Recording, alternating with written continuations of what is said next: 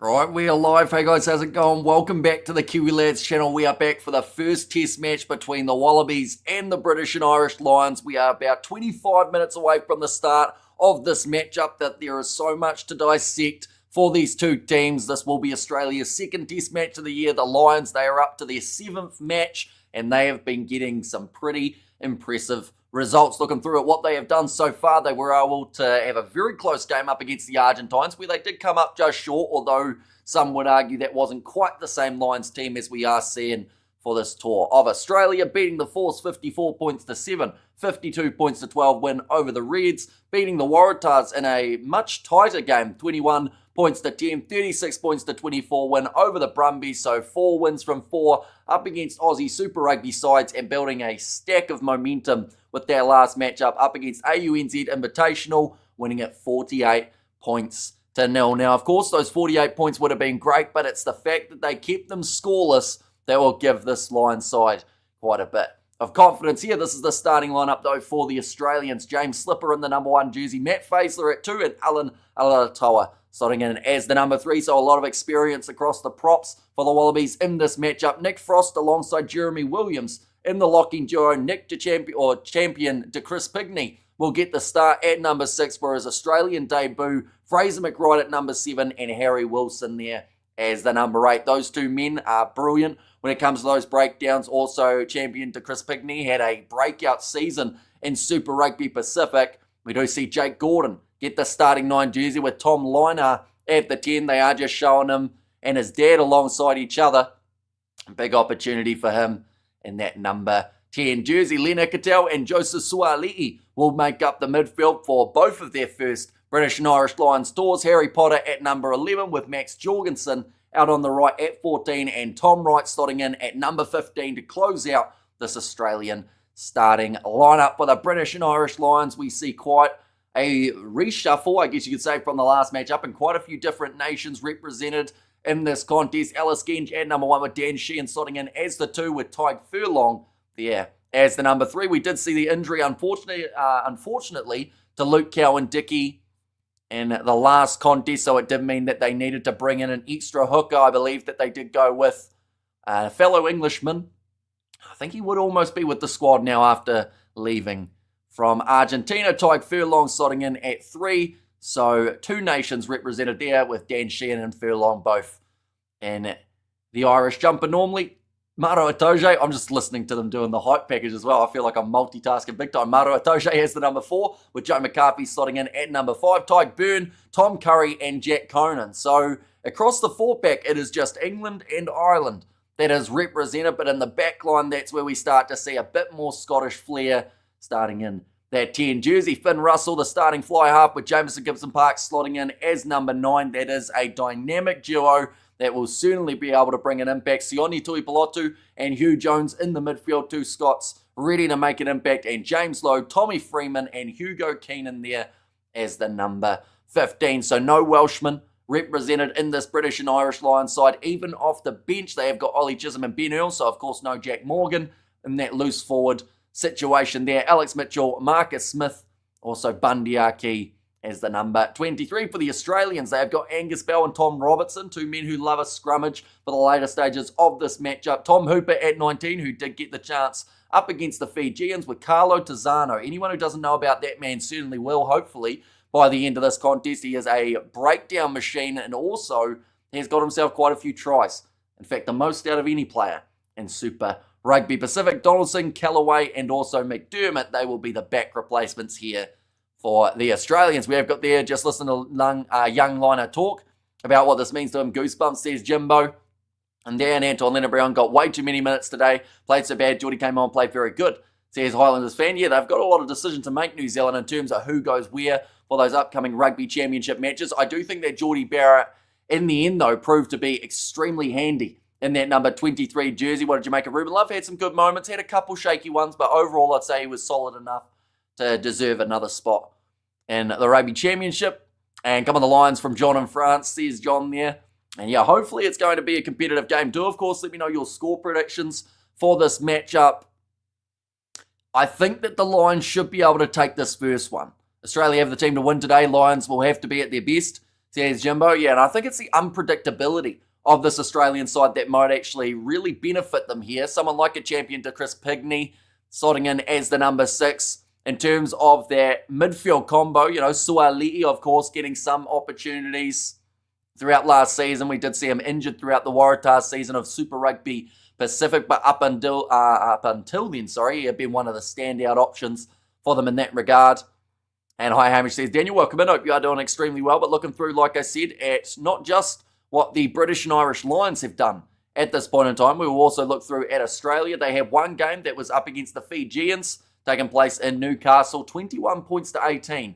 The Wallabies were able to win that one. So not a convincing victory by any sense of the word. It was their first match. There was a lot of rust throughout that match. But I do think that for this game, they should be a lot stronger. Although I do think that these two matches here, Test Match 2 and Test Match 3, those are the two that Australia will feel like they can win. Of course, they will be confident heading into this first match as well. But I still think there'll be a bit of adjustment needed. This British and Irish Lions side is stacked, but of course the 80 minutes out there on the field will determine who wins this one. But I just think there were a few too many defensive errors from Australia in that last match up against Fiji, that if the Lions can get it right, they should be able to really make a statement. But that last game taking place on the 2nd of August, of course a hectic rugby calendar for July, but now moving into the August internationals and whatnot. The Rugby Championship will be underway in only around 28 days' time, about 4 weeks from today. And then alongside that, the Pacific Nations Cup starting up in 5 weeks' time. We will be covering both of those on the channel as well. Also on Tuesday, we get to see the British and Irish Lions in action once more. First Nations and Pacifica XV will be taking them on 10 p.m. on Tuesday night.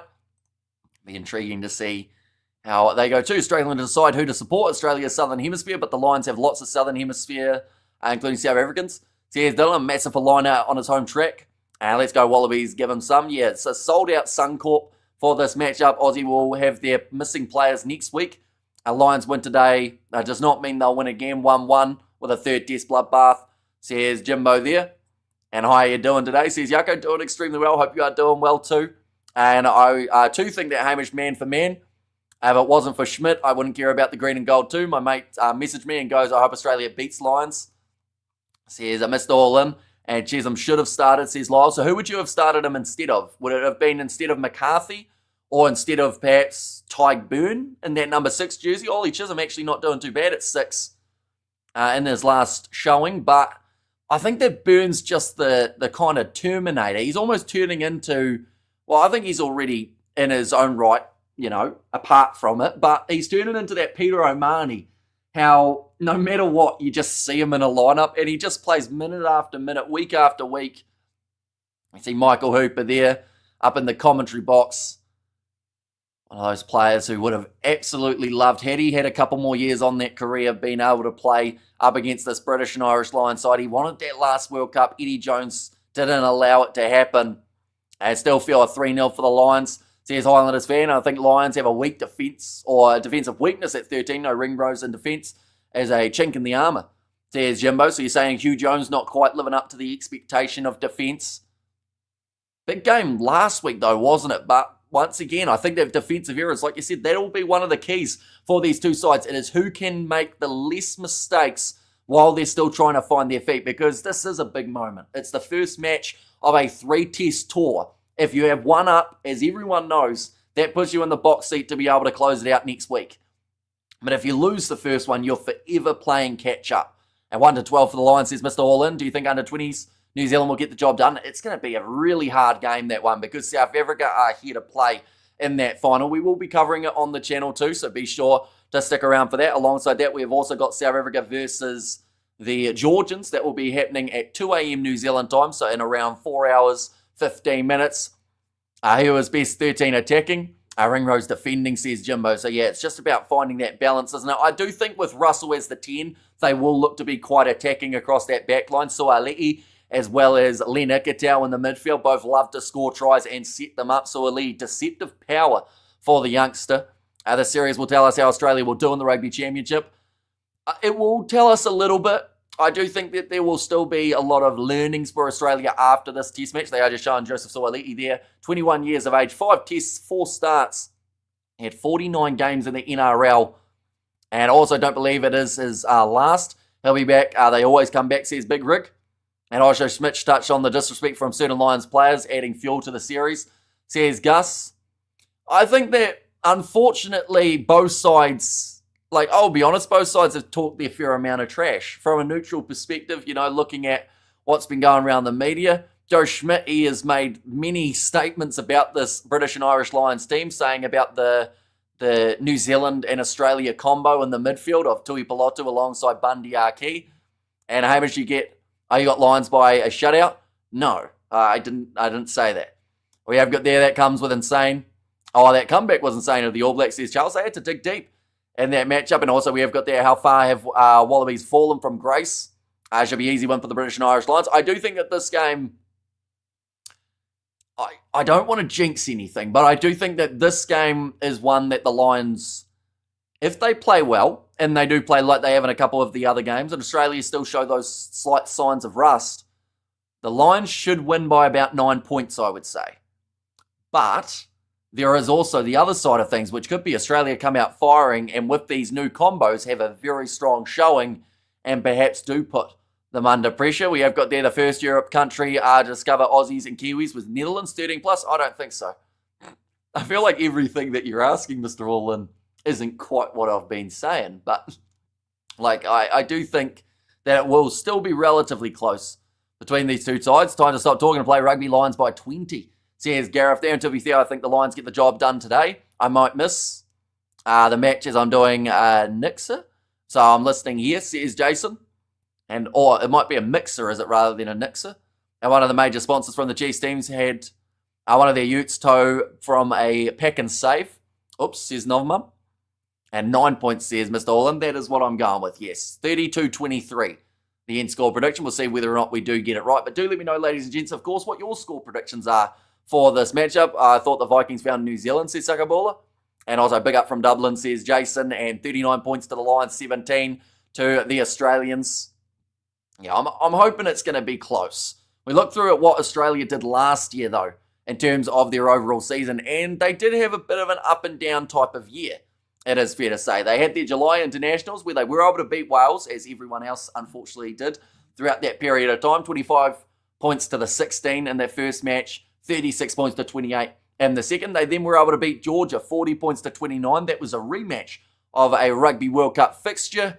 Moving on to the through the Rugby Championship. Big loss to South Africa in the first match, relatively large one in the second. They were able to beat the Argentines in the first match in Argentina. Second match they'd prefer not to talk about. It was their biggest loss, I believe, ever to the Argentines. Close game up against New Zealand on home soil, but just narrowly missing out by the 3, and then a 20-point victory for New Zealand. In the next match, that finished off their Rugby Championship on a total of 5 points with just that one win up against the Argentines. And then heading into November, it was actually a very decent showing from the Australians on a whole, I guess you could say, because they had a close game up against the English, but managed to pull off the victory by the 5 points. They beat Wales again, 32 points in their favour. That game up against Scotland, once again, that's probably the one similar to that second match up against Argentina they would prefer to have forgotten. And then that close game up against the Irish all but went the way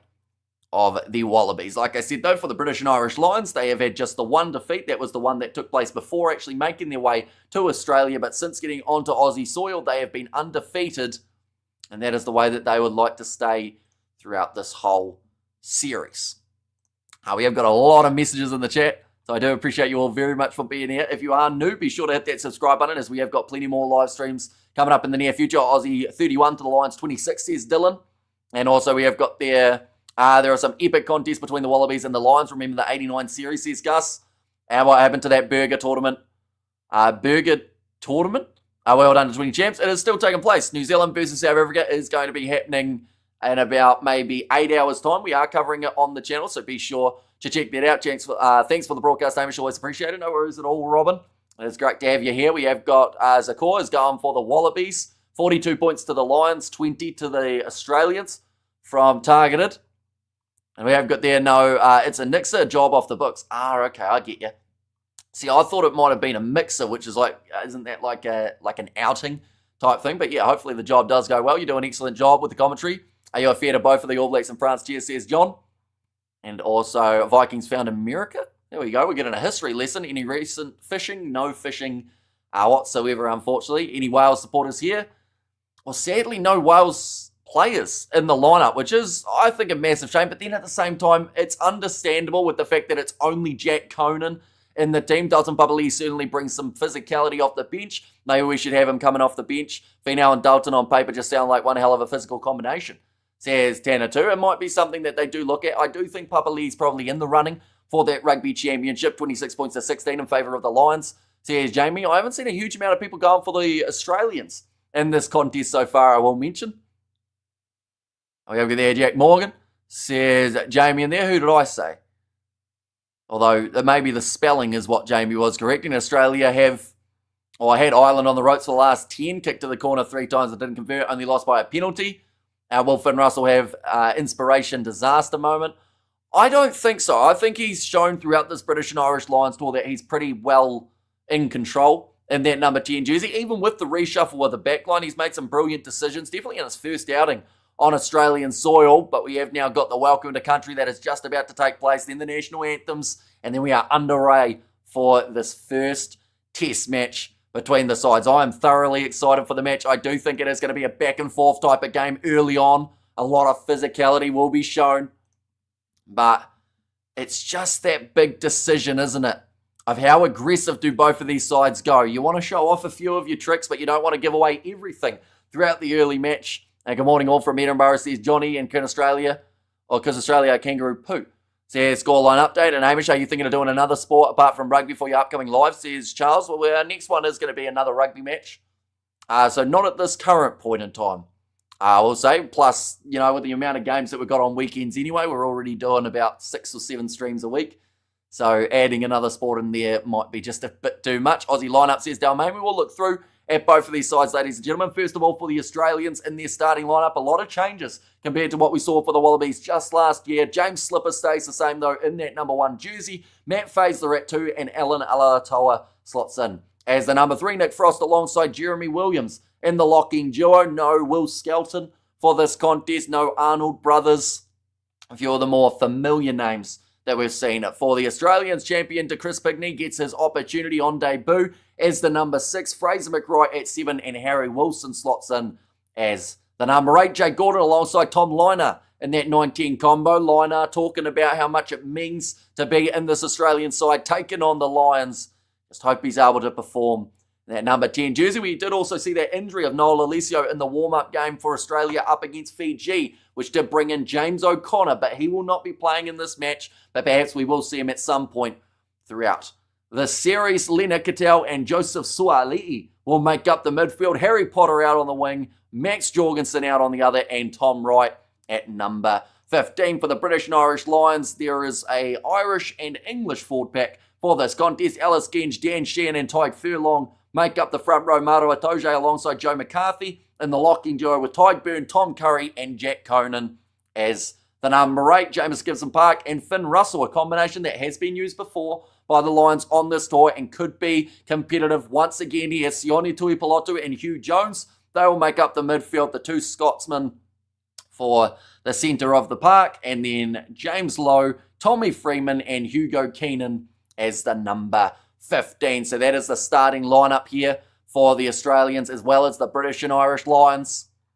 And also, can you give us an idea of how good is Michael Linar's son? He plays very well for the Reds. He had one of the best kicking accuracies throughout Super Rugby Pacific in terms of the top 10 point scorers. So he actually, when it comes to the kicking team, one of the better ones in Super Rugby Pacific across the whole comp. He looks nervous at the moment, but Nick, champion Chris Pigney, goes over to him, gives him a big hug, and trying to get him fired up for this match. Gets Everett in your side, and you could win. Says Len Porter there. I think test 2 is a crucial one. Morgan will play that one. Says Smiling Joe. And there we don't have to listen to the Australian commentator saying so much, says Stormer. Yeah, we will be doing the commentary all throughout the match. The results depend on which loose forward trio will be the quickest and most effective at the breakdown. Well, that's the thing. Like, Harry Wilson and Fraser McRoy have both been known as guys who get into those breakdowns and manage to get steals. Whereas you look through at this British and Irish Lions one, and, you know, Jack Conan, Tom Curry, as well as Ty Burton. That's going to be very physical. So I do think that Australia, they have to be on their A game straight away in this match, because if they get something wrong early, the Lions will capitalise, and that is where it can get very, very tricky. I listen to Hamish and mute the game on the other screen, says Cal Mack, and some good lineup, says Dalmain and Aussie 10. Who is he? He is Tom Liner, the youngster. He is the son of a previous liner that we have seen in the Australian setup. But no, he's a good player, and I just hope he is able to perform in this matchup, because, of course, that pressure is on with no Noah Lolesio, with James O'Connor right on his heels, hoping to get a chance. Maybe you should hire some mods on this channel. We actually do have quite a few moderators, probably about 15 or so.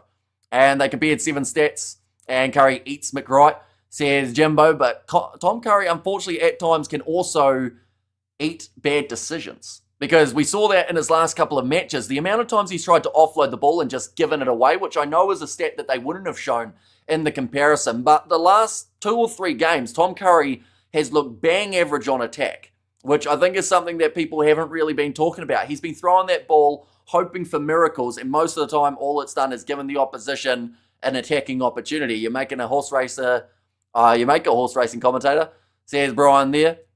How's it, Hamish, brother? Says Birdie V. Welcome in, mate. Hope you're doing extremely well. Good morning from Spain. See you later. And your South African t-shirt, says Carlin. And also we have got the Arrogant Brits to lose Test Match 1. Joe will have some good plans, says Rugby DNA. And it's just more of the question of whether or not they've had enough time to be able to put those plans into play. Because we do have to remember, this is an Australian side that have one match this year. British and Irish Lions, they are 6 or 7 games deep in their season. So, there's some gelling that has happened. Liner is a cool head. I thought good to see him get the keys, says Gus, and Nikitau and Suoliti will be dangerous for the Wallabies tonight, says John. Yeah, I think it will be a very intriguing backline in that regard. We see quite a few Irishmen across that starting pack for the British and Irish Lions, 5 in total, with the 3 Englishmen making up those gaps of prop lock as well as loose forward. Are you streaming USA versus England tonight? Not 100% sure yet. It depends on what time we end up finishing our New Zealand versus South Africa under-20s game. It has a chance that it might overlap with the review that we're doing. Curry ruck stats are the ones we need, says Jimbo. Yeah, exactly right. His breakdown work is what they'll want in this game, not his lack of ball security. Let's go Australia, says Shazza. How long till kickoff? Only around, I'd say, 5 minutes time. Although the teams are still in the huddles. So I'm wondering whether or not we will be the 5 minutes or perhaps a little bit longer. The best thing about Hamish is he gives a cracking, informative commentary, and he is not Australian, having 2 eyes, says David. Well, there you go. Our horse racing commentator needs to be the actual commentator, says Dalman. I think Australia might surprise some. May not win in the end, but will be better than widely expected. Yeah, I think that Australia, that's the thing. They will have a lot of, I guess you could say, determination heading into this game, because throughout the last, I don't even know how long, I want to say maybe more than 5 years, they have heard that when the British and Irish Lions tour comes to Australia, they are not going to be able to hang with them.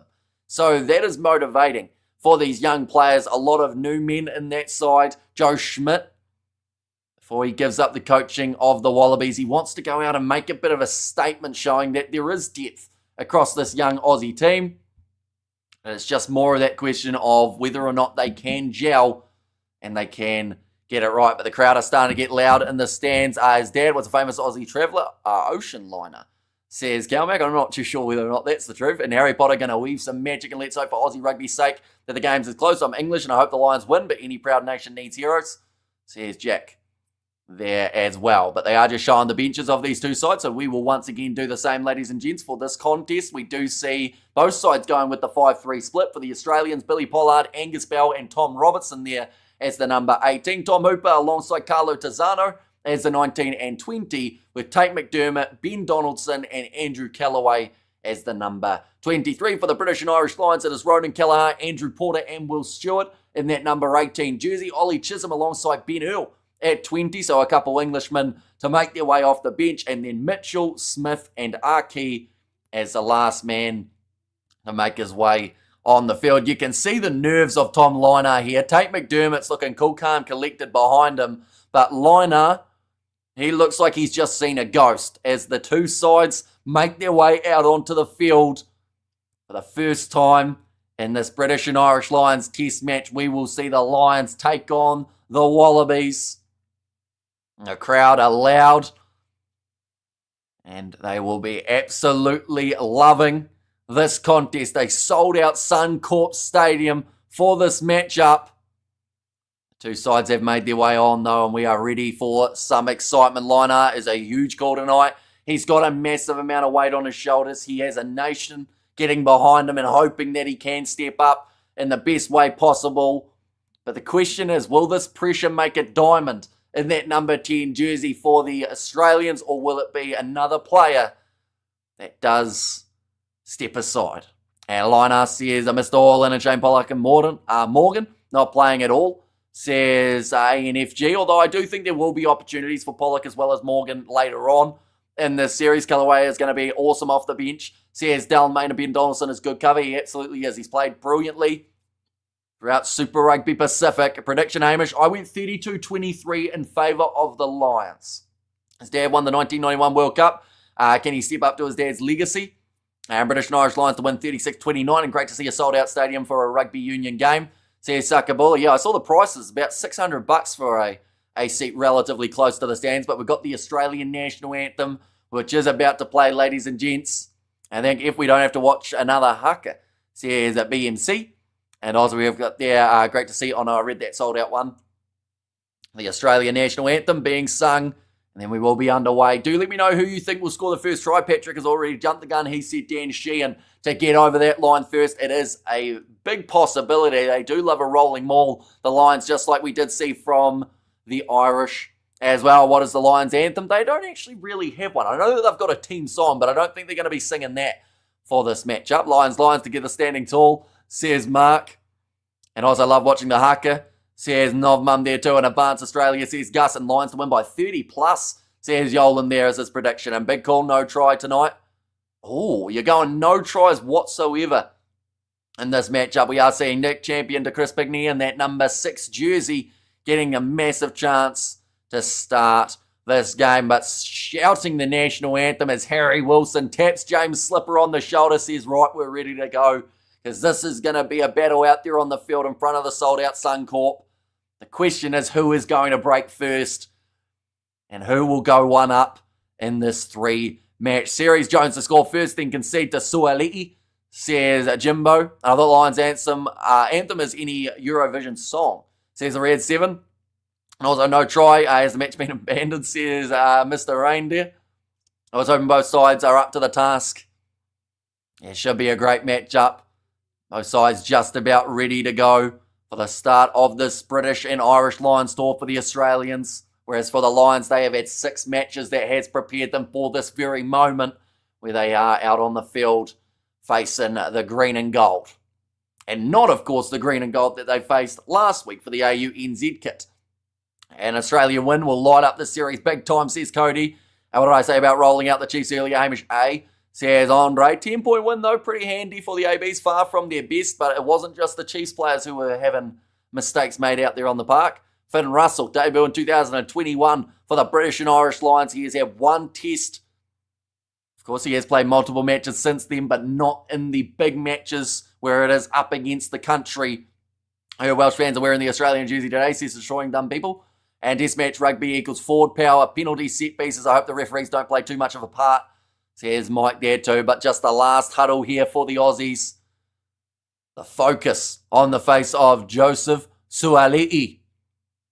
First, the British and Irish Lions tour. The thing is, though, might not be the last, because he is only 21 years of age, so he will be 33 at the next British and Irish Lions tour if we continue with the trend of Australia, New Zealand, South Africa for the locations. Ben O'Keefe, the referee in charge of this one. The crowd, there's a little bit of a murmur going round. Everyone knows that this is about to be the start of what is a thoroughly important match for these two teams. So no one wants to jinx anything, but we are just about at the kickoff. 3, 2, 1, and the test match is underway. The Lions kicking off from right to left and going high. And nicely taken by the debutant, Nick, the champion, Chris Pigney. Said his name round the wrong way. That will happen plenty of times. James Slipper, tackled by Tom Curry. Now Liner goes across to Suali'i, dragged down by Furlong. Looking for the turnover and the breakdown for the Lions, and they will get it from the get-go. It is the blue headgear Tyke Byrne who does win the early penalty. First points on the platter, says Sakabuli. It should be a nice, easy one here for them to be able to get. I don't think there will be too many surprises in terms of the decision made here by the Lions. Yep, calling for the post for Maro Itoje, and they will accept the easy 3 points at the start of the fixture. What time is that under-20s game, Hamish? That under-20s game will be taking place at 6:30 a.m. New Zealand time, 8:30 p.m. for you guys.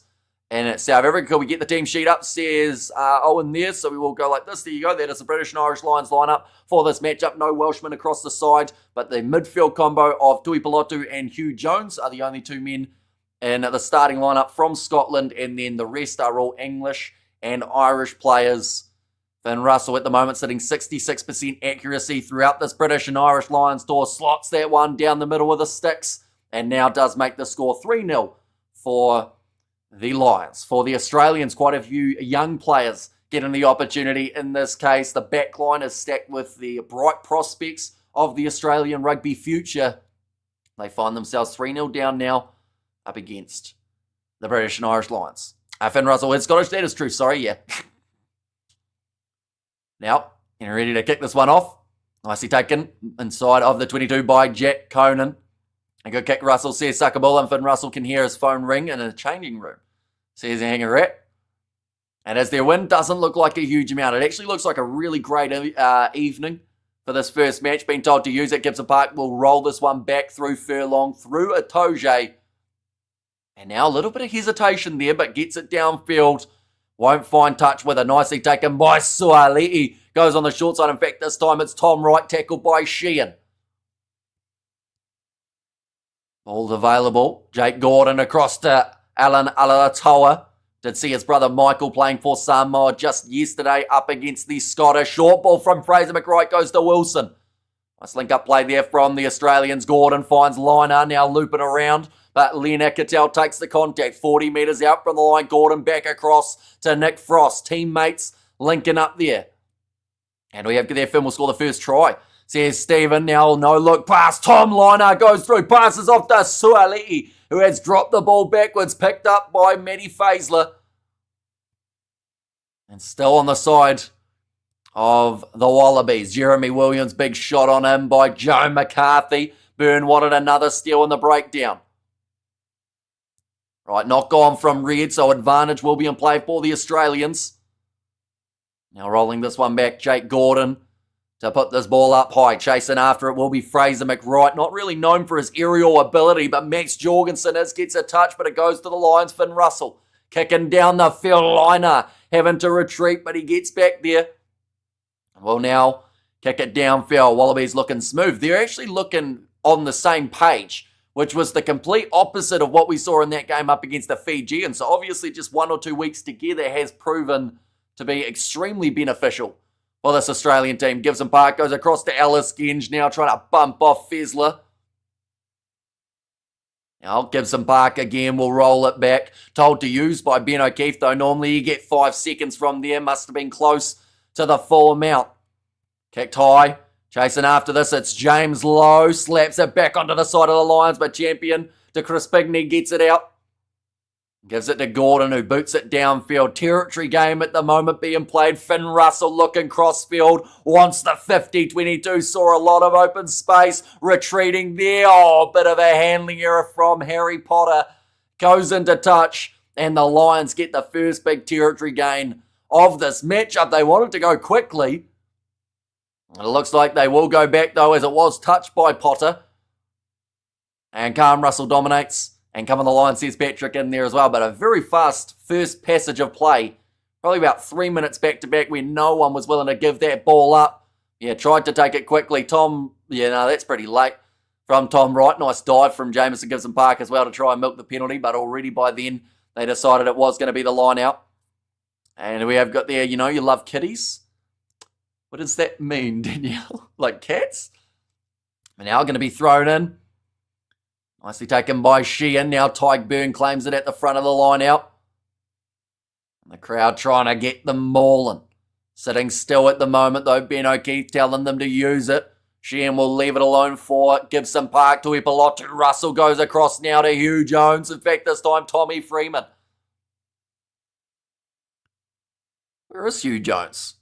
He must be hiding somewhere, either out on the other wing or somewhere else, because they went pretty much across the back line, and I was expecting the Scotsman to be at 13.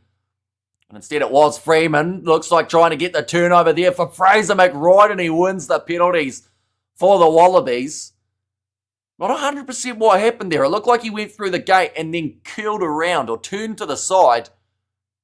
And we have got there, what are you watching this on? Watching on Sky Sport 1 here in New Zealand, so that is your best option.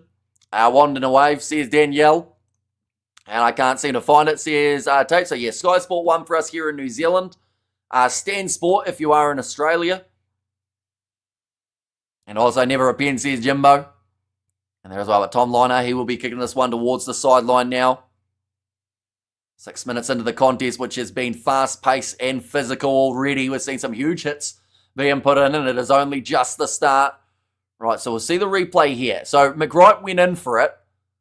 I think Maru Itoje tried to clean him out, but I believe because McWright had his hands near the ball and then shuffled around like he was a crab, that's why he was still eligible to go for that position.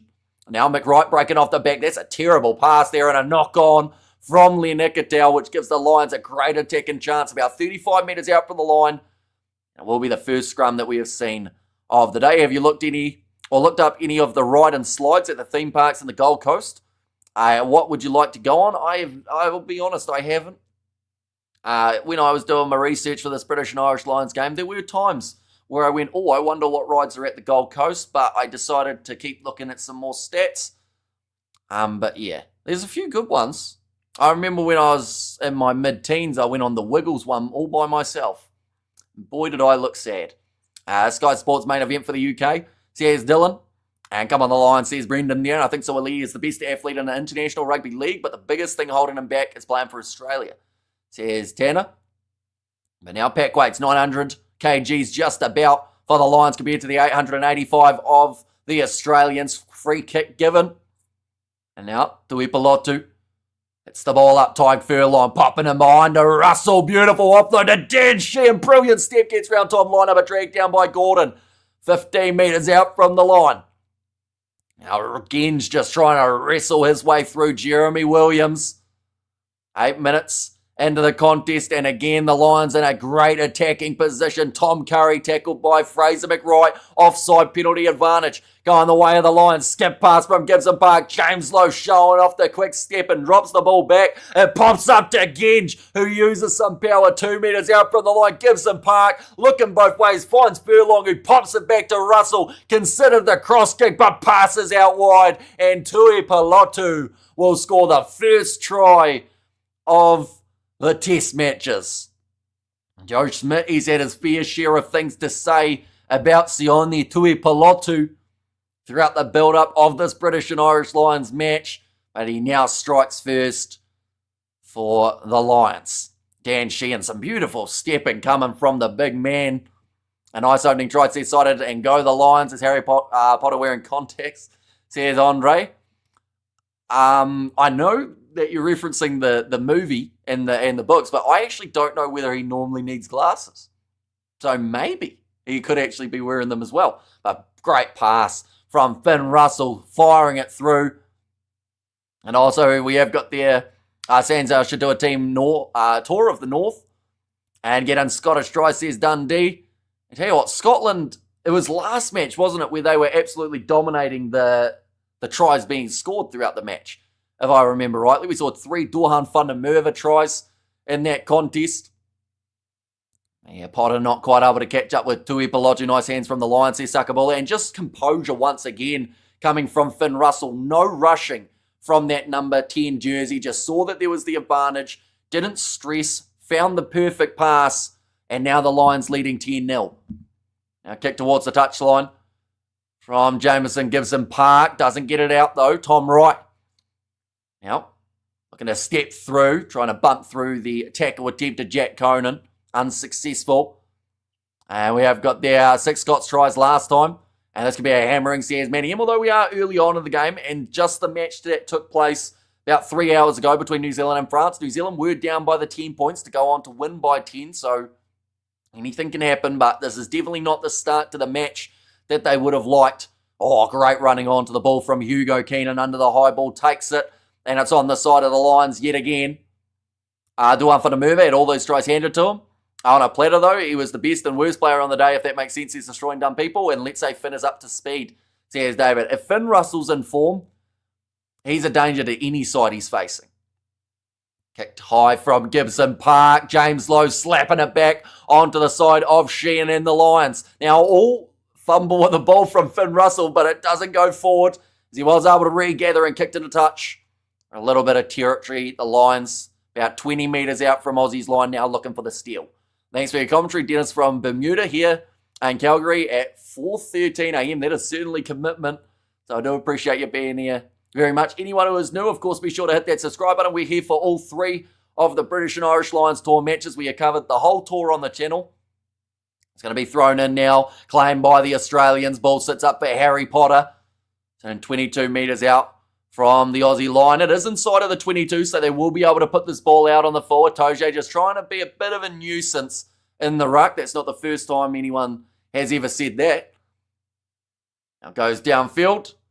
And a nice clearing kick from Australia. But the attack of the Lions, when they get that ball moving in the back line, James Lowe being extremely impressive under the high ball. See Henry Pollock wearing the cap backwards in the stands alongside Finn Smith. 2 men who didn't quite make it into the lineup for this one. And good, excited voice. Love that commentary. Says Smiling Joe. And Finn Russell was the best, says Justin. And the 2. And speaking of, Russell had possession, gives it off to Conan round the halfway line. Right in the middle of the field. Told to get out of there was Fraser McWright. Now box kick from Gibson Park. Chasing after it again. The aerial battle, but this time knocked on by Tommy Freeman. Ref saying play on here. And the ball's going to go deep, but they do have the knock on. Ooh, knock on against Gold. I don't know if that's the right choice. And that one, we're going to have to see the replay. The crowd are not happy. Oh no, now the call is going to be the Lions knocking it on first, and it will be a Wallaby scrum. We have there, Potter, you say, interesting. Where did he study? Says Calcal. There's one comedic answer, of course, we could give you, but I actually don't know what school he went to. Hot coffee, cold beer, silly ears, says Danielle. And the wider ref will be the real winner. And come on, Aussie, says Floyd Kingy in there. Currently 13 minutes through the contest, 10-0 for the Lions. They have now just conceded that scrum. One of their first handling errors that have actually gone forward in this match rather than backwards. I think this is almost the first scrum feed that the Australians have had throughout this match too. Like I mentioned, about a 15 kg deficit. Free kick going the way of the Wallabies. In their last match up against Fiji, they had a 90% win rate. How competent do you think the Australian line-out is? I'll be honest, it's probably a bit shakier than some that we've seen in the past, but I also do think that's down to not having a huge amount of time as a unit. Like Nick Frost, oh wow, big chase there from Harry Potter, who did fly up. And just evading at the last minute was Freeman. But yeah, it should do relatively well, I would say. Like, it's not going to be 100%, but I don't think it will drop much more than 80%. That's a big kick downfield from the Lions. Bit too much on that kick of Lowe. And they'll go back now for another Wallaby scrum. And Lowe trying to be too flashy again. Says Sakabula. And also, are Australia any good? Depends on who you ask. I would say that this Australian side, they have had the critique of struggling for quite some time, but every once in a while, they can actually look really solid. Like we saw last November, they were able to beat England in England. They almost beat the Irish in Ireland. Scotland beat them by a relatively comfortable margin, and then they were able to beat Wales by quite a bit. So they actually played all of the sides involved in this British and Irish Lions tour last November, and having 2 wins, 2 losses across the board. Possession at the moment, 61% for the British and Irish Lions compared to the 61% territory as well of the Lions. So a lot of early position in territory. Wallabies chasing this game from the get-go. And Mark seems slightly confident. And also we have the Kurabas. Could probably beat the Aussies these days, says Andre. Now Tom Liner kicking in behind crowds. Letting out a bit of a side great take initially from Hugo Keenan, but then did knock it on.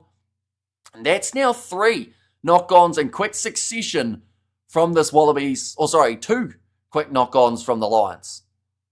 And fab commentary, greeting from Wales, Jack will be back. I hope so. Jack Morgan, I think that he has more than proven why he is in this British and Irish Lions side.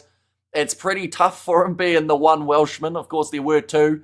But that injury of Thomas Williams, who honestly was in such good form at the time that he went down, it was a massive shame.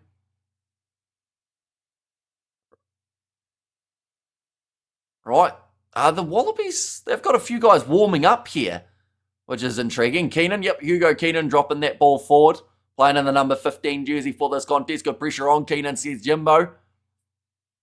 Now scrum feed here again for Australia.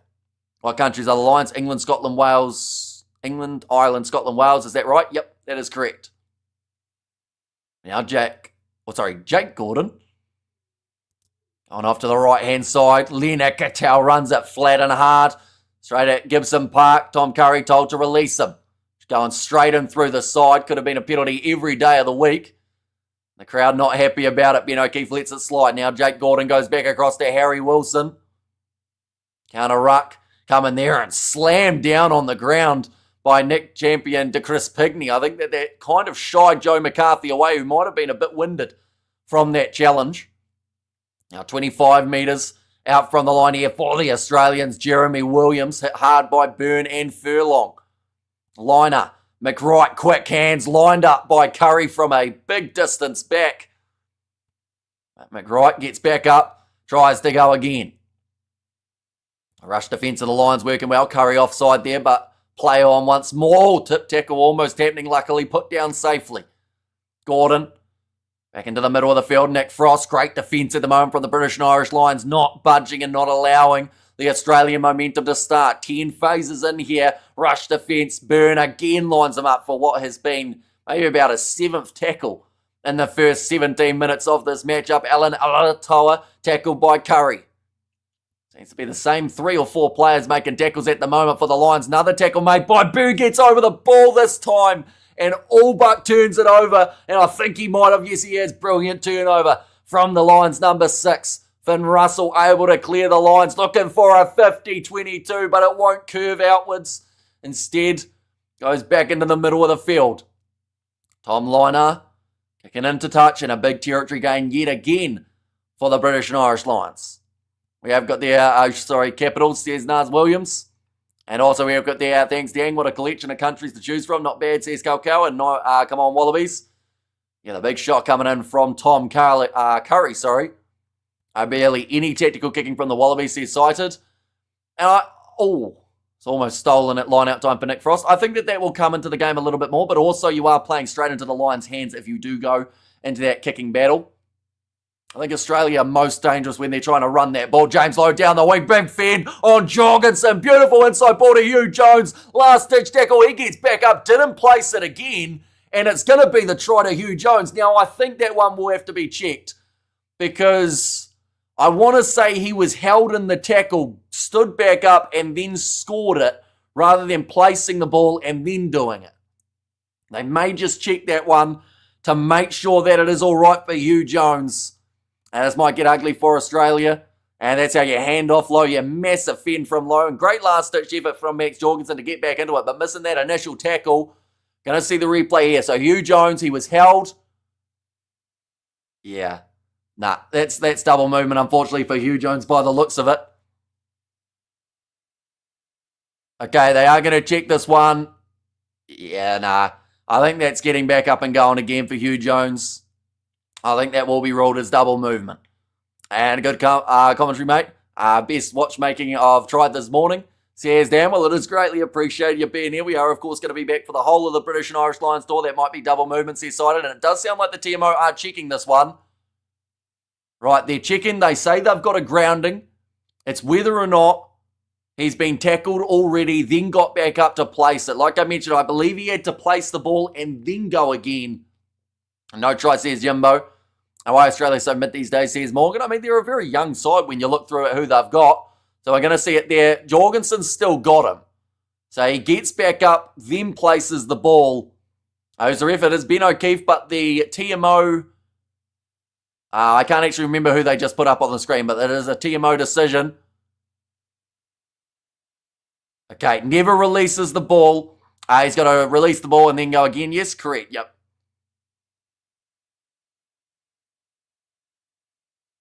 Okay, so it sounds like the decision will be no try. And best watch along I've tried this morning, says Dan. And yeah, it is greatly appreciated. I've got plenty more coming. South Africa versus Georgia, the next match we are doing, and then the under-20s match taking place between New Zealand and South Africa too. Never released it, says Cal Mack. He is held. Then goes again, so it will be a penalty against Hugh Jones for double movement. Okay. It's going to be back on the 5 metre line, and Australia will have themselves the penalty. And like they just said, it could have been 15 or 17-0 had Australia conceded just their massive fend-off from James Lowe, though. He pretty much stuck his finger down the throat of Max Jorgensen, who did go back and make that last tackle, though. And I try to get on with it. Yeah, that took far too long for a decision that it sounded like Ben O'Keefe had made right from the start. Once they showed that first replay. We got a new member, John Keegan. Thank you very much. Greatly appreciated for your generosity there. You now have access to those emojis on the channel. And Terrible Kick says Hangaraki, and not a huge amount of distance on it. And great spot by the ref, says Salah. And also, try unfortunate. That's poor performance, says I. And there's, well, funny how that is a pen, but engaging early in scrums is a free kick, says Stormer. Yeah, very different penalties and free kicks, of course. Now, getting ready to throw this one in for Matt Fessler. Let's go. Almost stolen by Tyke Byrne, who actually sat on top of one of the Wallabies' heads, and that will be the penalty now, I believe, for throwing him across. And emojis, says Google Me. And also, we have got the agreed Stormer, both cynical play, says Anna, and also big don't argue from James Lowe, says David. Tom Liner. Now we'll be able to kick this one downfield. Hopefully a little bit more distance on it than he got on his last boot. That's gone into touch. How much is New Zealand dollar to rand? About 10 times, I believe. So 10 rand is $1 here in New Zealand, I believe. So Hamish, as it said, you do not like the Maris Club. Why is that? I have no idea who the Maris Club is. So I guess I don't really feel anything towards them. Sounds a bit brutal, definitely if you're a Marist person. We have got the Buenos Dias, Hamish. Says Darren, welcome in. Gibson Park again. We'll go for the box kick. Downfield. Jorgensen knocks it back onto the side of the Wallabies. Tom Wright with the netball style pass. Wilson finds Zekatel. Skip pass over the top of Suoliti. Now Harry Potter will kick downfield. Retreat in here for the Lions. 50-22 on the cards, but it will just stay. Oh, did it hit the boot of Hugo Keenan? I think he dodged it, so they will go right back to where it was kicked from. That is about a 70-metre loss for Australia. And we have got the Alice Genge looks off the pace, but Mighty Williams out there, says Tanner. And also damn right about Wildcard, he's bonkers, says Jason. And also we have got there Geordie. Did I hear you call Finn Russell English? Says George in there. Am I Geordie? I don't know whether I am or someone in the chat is. And View says David. And also unlucky Harry, game of inches. And the Wallabies are just scrambling to survive, says I. Now, looks like Ben O'Keefe just asking one of the Wallabies players whether or not he'll be all right to continue. Finn Russell is Scottish. He certainly is. And we have got there New Zealand dollar equals 10.77 rand. And it should have stuck to Quidditch, right? Says base bomb. Yeah, we're going to see it now. It was close to hitting Russell. Oh, in fact, no, sorry, close to hitting Hugo Keenan. Right on his foot. Hit it on the sideline. It just moved enough. Territory at the moment. It's actually become 55% in favour of the Wallabies, but possession is still in favour of the Lions. Carry metres, 125 for the Lions compared to the 38 carry metres of Australia. 87% tackle completion for the Lions compared to the 74% of the Australians. You see a baby in a Lions costume looking utterly confused. And the Lions won against Fiji. Australia won against Fiji because of the blunder by the No TMO officials, and they struggle against Fiji, which should have won. Lions should try play Fiji and Fiji for a real test. Says no. Right. And we have got there. What's the weather like there? Cool in Australia. It's decent, I would say. Like, it is relatively warm, but then not as hot as it's been in some of the locations around the UK lately. It's been absolutely scorching up north. Our Wallabies are in dire straits, says Bisho there. Now scrum feed, holding strong for both teams, not really moving. Gibson Park told to use it. Going off to the right-hand side. Has Tommy Freeman near the sideline. Tries to chip him behind, and it goes out on the full. And we'll now be 25 metres out from the line. Australia with the line out. And also Australia needs a South African coach, says Jason. Well, Jake White's up for grabs, seeing as he got sacked from the Bulls for finishing runner-up in a competition. Imagine that. Make it to the final still to get sacked. Bit rough. Now Matt Faisler ready to throw this ball in. Nicely taken at the front for Nick Frost. Gordon passes across to Liner, who will put the up and under down towards the halfway line. Miscommunication there between Lowe and Keenan. And now on the same page. That was a bit high from Suali'i. Hit him round the chest, if not higher. And Ireland play Fiji every November. I don't know if Fiji have ever won one. And they are a tough test for most sides. And they're so lucky to have Ben O'Keefe as the ref. He's the best ref in the world, says Tanner too. A little bit of a counter-ruck coming now from the Australians. Fraser McWright has it. And Australia get him the turnover. 40 metres out from the line now. Harry Wilson across to Gordon. Suali'i trying to step his way through. Sione Tuipulotu. Now Gordon. Across to, Jeremy Williams. He's been lined up by Genge and Furlong. Both props getting a good shot in there. Now popped him high. Nick Frost. Quick hands from Australia. Tom Wright almost got a fingertip to it. Fraser McWright. Now keeps it in the breakdown. Gordon with the kick in behind. Watched well by Hugo Keenan. Finn Russell tries to kick. Goes down the middle, counter-attacking chance now for Australia. Tom Liner wanting the 50-22. The Lions had it covered. Watching it closely was Tommy Freeman, although that's close to an out on the full again. Yes, it is. That man just needs about 10 more extra metres of width on the field. And second time this happened to Jake White. He also fired after winning 2007 World Cup with South Africa. Taz Harney's there. And someone asked Freeman to stop kicking the ball. Just showing it there, whether or not there was a knock-on. I think he's had control of that ball the whole time there. So it is going to be the line out now for the Wallabies, sitting 35 metres out from the British and Irish Lions line. But Tyg Burn goes up and gets another steal. Finn Russell, cross to Tuipulotu in the midfield, cuts through Liner, but he just about makes the low tackle. Now on to the ball, Len Ickadale told to get out of it, didn't listen. And the penalty advantage now in favour of the Lions. Tyg Furlong, wide cut-out pass from the prop, which gets a bit of appreciation from the crowd. McCarthy with the inside offload off to Alice Genge, who busts through two. James Slipper, where's the ball? He's knocked it on. Oh, we'll now go back. Oh, a little bit of push and shove there between Potter, McCarthy and Williams now. The two number fives. Getting told to calm down a little bit by their teammates. Tyg Burn just grabbing Jeremy Williams and saying, no need for that, mate. Oh, still pushing there, Tyg Burn. Obviously not happy with the attitude. Nick Champion, did he almost give him a headbutt there? You've got to be careful doing that. 4 weeks is what you get if you do that in a match. Amish Spirit Animal is a coke bat. Says cool story. And Welsh team as popular as a bonus track on Yuko Ono record. And Ask Him Mike. I hope he listens to you, mate. Says Sebastian G. Wait, where's Mike? Okay. Right, scrum advantage is over. Referee Ben O'Keefe just saying if anyone else tries anything, you're getting a penalty or perhaps even more severe. It was that counter-ruck coming from Harry Potter. It was very late. And then a bit of push and shove there between McCarthy and Jeremy Williams. Bit of a throat shot.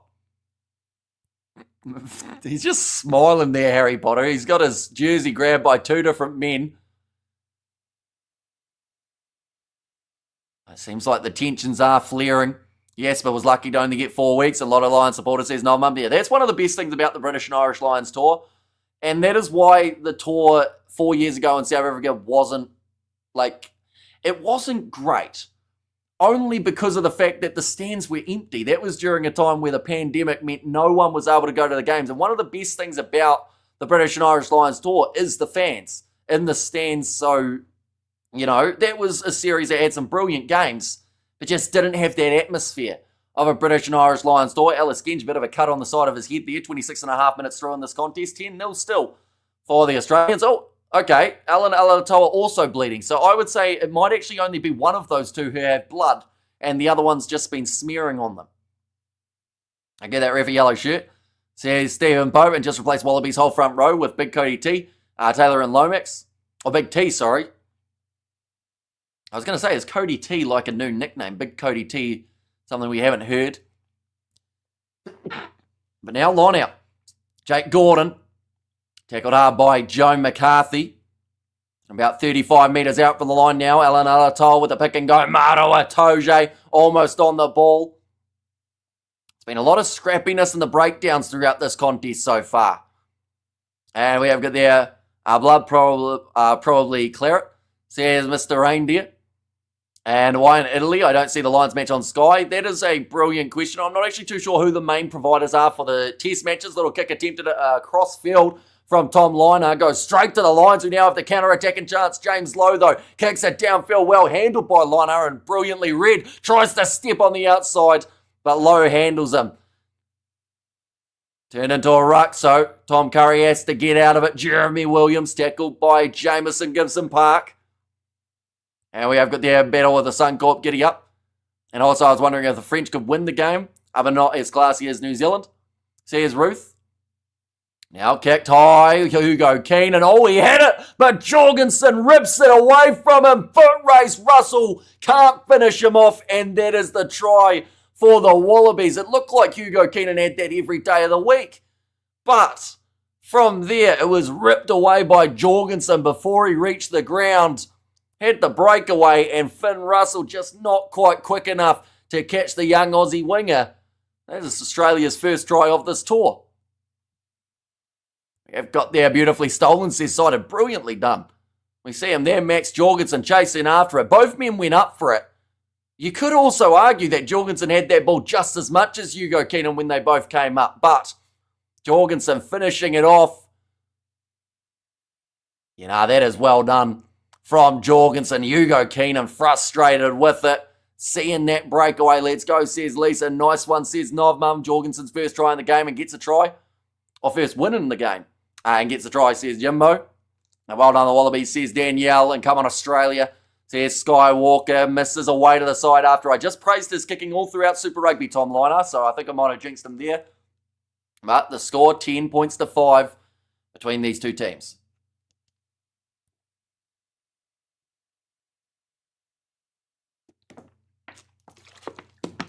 Still very Australian, says Eric. But like I said, I think he had just as many fingers on the ball as Hugo Keenan had as they both came down. In fact, it looked like a perfect 50-50 win under the high ball. Neither man wanted to drop it, and in the end, Jorgensen just shown that little bit more aggressiveness to be able to rip it away, but kicked off by the Lions.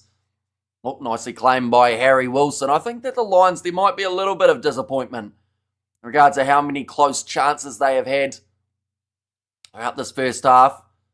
Oh, Maro Atoje getting stuck underneath that breakdown. I have to give them a few points before the second half drumming. And 3 nations versus 1 nation, where is that fair in any world, says Fareed. It's called the British and Irish Lions Tour. Plain and simple. And now, James Gibson Park going off to Ellis Genge. Finn Russell running sideways, trying to sneak through, but Nick Champion to Chris Pigney. I had to make sure I said that in the right order. Sometimes it sneaks in the D at the wrong time. That sounds a bit weird. Dan Sheehan now, sitting 20 metres out from the line. Another attacking chance for the Lions. Popping it up there. Furlong finds Byrne. Now Russell. Way to McCarthy. Sione to Ipolotu. Cross to Freeman. Wanted the cutout pass. Couldn't quite find it. Hugo Keenan controls. 15 metres from the line. Joe McCarthy. Tackled early by Wilson. In there was McWright. He didn't release him though. His left arm never came off, says Ben O'Keefe. Now Tyke Furlong spun around in the tackle from Frost. Gibson Park, Tui Pelotu, now Russell one-hander, gives it off to James Lowe, did an offload. 10 metres now from the line for the Lions. Tyke Byrne, one of the standout players so far in this matchup. And now looking to get the steal. Now Russell, cross kick attempted, no one out there. Oh, McCarthy, tell you what. It looked like he knocked it on, but he had his hand almost controlling it. He wants them to go upstairs. He wasn't sure, though, when he first tried it. Joe McCarthy. We'll see the replay now. It looked like it was going to be a knock-on. Oh, yeah, no, it is a knock-on. It was a bit late there. I don't know why he wanted them to check that one. You know, there's the knock-on first for McCarthy. We have got there, Big Rig Joe indeed, or agreed. Says Fareed there. And best commentary on YouTube says Barry. Thank you very much. We have got plenty more coming today. South Africa taking on the Georgians. And then also New Zealand versus South Africa in the Under-20s World Championship final. Of course, next week we've got the two other matches of the British and Irish Lions Tour. And then the Rugby Championship following that as well. Short ball from Tui Pelotu. Finds Tyke Byrne. Now Russell, no look inside ball to Hugo Keenan. He's feeling himself at the moment, Russell. And that number 10 jersey, interception almost on the cards. Furlong with the loose pass, picked up by Hugh Jones. But had himself a try earlier on in the fixture. Ball knocked free, picked up by Gibson Park, knocked back again. Finn Russell dodges one and finds the offload to Mato Itoje. Harry Wilson's had to tackle him quite a few times throughout this match. In fact, Harry Wilson's had to tackle a lot of people in this first 33 minutes. Tom Curry moves to 15 out. Gibson Park going off to the left with a short ball to Alice Genju. Got a bit of steam up. Trying to bulldoze over the top of the Wallabies defence. Hugh Jones almost through. 2 metres out from the line. Gibson Park picks it up. Gives it to Lowe, who tries to step. Driven backwards once more. Oh. What's up with Hugh Jones? Did he just trip over or is he concussed? I think he slipped, I want to say, but looked like it could have been the other as well. Now Tyke Byrne, big shot on him, but advantage goes against Australia after 10 phases. Pick and go from Itoje. Chopped down by McWright. And champion to Chris Pigney. Backline movement here. Low does have the option to go wide. Tries to go himself. Ball ripped off him by Australia. And they'll go back now for the penalty. The Wallabies haven't produced Larkham Gregan ever since they retired. Says Fareed, and miskick says David, and these Lions would have been thrashed if they were touring South Africa or New Zealand. Says Sakabula. Well, the good news is we only have to wait 4 years to find out. We should look at superb today, and commentary, fabulous quality. Thank you very much, Ruth. Greatly appreciated. And advantage says Hang a Rat. Looks like Finn Russell will now kick this one towards the sideline. And we have got, come on, says ANFG, an attacking line out for the Lions. Yep, 5 metres out from the line. This is where we see someone like a Dan Sheehan really come alive. Loves that rolling maul chance. But then there's also the threat of if that ball comes out the back of the line out, they have got Finn Russell, who makes some very smart decisions. We have got there good defence. We have got there Lions toured Botland twice and twice lost the best Europe had to offer. Says Fareed. And 2 very close matches, I will add, for those last ones. Now, trying to make their way forward. Now 5 metres out, Tyke Byrne with the pick and go. Now, Itoje wanted that big jump over the top. I think they're going to check this. There might be a knockout blow for one of the Aussie players. He does not look good at the moment. Someone needs to check on number 4, Nick Frost, because he is having a snooze. Oh, no, he's awake. The alarm has gone off. He looked like he was out on his face. We have got there John Jones again. So here's Roof. Why do they even have a Lions team? This team does not compete in any tournament, says the outlier. Why do they have a Barbarians team? Why do they have a New Zealand XV team? Why do they have a South Africa XV team? Why do they have teams in general? Why don't we just all not play? But now, 2 metres out from the line. Tom Curry pick and go. And he scored the try, the Englishman. They saw the grounding on the line and tried to disallow that. And Hamish, what if you're sick? Who replaces you as Kiwi Lads MVP commentator? Come on the Wallabies? No one. Normally I just have to power through on those ones. Well, says they missed the rain there, but now 4 minutes away from the halftime break, we see Tom Curry get himself the try. And that is a crucial moment of the game too, the fact that they will have that lead of 12. And also try for Jel Freezy, says a cow back there. And also we have got the Air Commentary King, Marathon Man. Just getting it down, Tom Curry. Andy Farrell, the big celebration with the 3 Mount Franklins in front of him. Those are the bottles as well. That wasn't like an insult to some people in front. Fitton Russell getting ready to get this one over. 17 points to 5 now. Lions going to win this. Says Rural Sheepdog. Eastland try, says Jimbo. And 2 sets Rugby can come off the bench. And also we have got there that allow it if it was against the All Blacks. Says Andre, they did allow it here because it's a try to Tom Curry. And we have got there, the French team would beat you now more often than not. Lions lost by 1 scrum penalty, says ANFG. And now loose ball knocked on by Australia. That's a bad injury for Tyke Byrne. He's down, holding his head too here. This does not look good. I think he might need a little bit of attention there, Tyke Byrne. Big shot on Alice Genge. Looks like he was slightly rattled there too. Owen Farrell could care less, says Angerat, and Box beat All Blacks and France at the World Cup. Says Farid, so much of people questioning Curry's attack and play. Says David. I think he's done all right there because there wasn't an offload involved. So that is the best case scenario, I think. Oh, Tom Curry receives a forward pass from Jack Conan. Right in front of O'Keefe, who does let it slide. Russell now goes back across to Hugo Keenan. Backline movement here for the Lions. Tui Polotu running at Joseph Suali'i, who I think we've seen on attack once at this point. A-Gap is winding, another injury. Still in the breakdown from Fraser McWright. It looks like he might have knocked that ball on. Chance to steal it in the breakdown, and the Lions had it for a second. Now it's a knock-on from the Lions, and the Wallabies have it back. Well, that wasn't confusing. About 3 or 4 turnovers in the matter of 20 seconds. And we have the out, says Sakabula. And Box beat a 14-man All Black team, says ANFG. And who says David? Oh, sorry, that was actually Naz, I should say. Are there any Wallaby fans there? All I see is red. There's a little bit of yellow every once in a while, although that could also be the Suncorp Stadium seats. As you can see, they have got quite a few that are yellow. But no, I think there's a decent amount of support here for the Wallabies. It is sold out. I say Rugby against France at the World Cup was the best game and could have gone either way, says ANFG.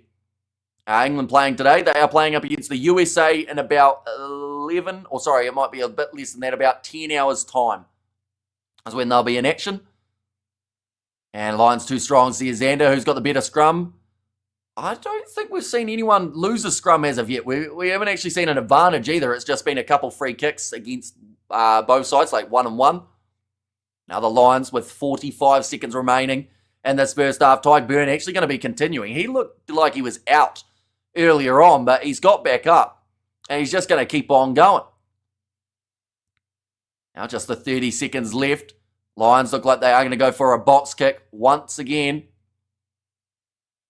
We have got their box beat All Blacks 4 times in a row. Seat down, dude, says Farid. Oh, that's a huge hit on Liner, and it will be the penalty for the tackle in the air. And referee saying to be easy as they make their way up. Bit of a shot from Curry there. I think someone's calling for obstruction. 2 Aussies have won 1 scrum. Says Jimbo. And also Hamish, who are West Wales Rugby or West Indies cricket team.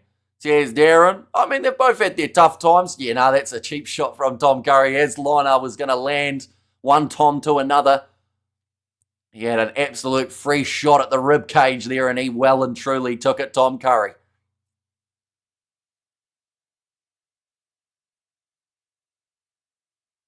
Okay, one of the commentators saying it was cynical, a chance to have a crack at a young Wallabies 10, and the Lions took it on. Well done, Liner, says Jimbo. Oh, nicely taken. No, just goes into touch. Well, the British and Irish Lions. Looks like Curry saying sorry to someone. Oh no, that's going to be the end of the half, is it? Yes, it is.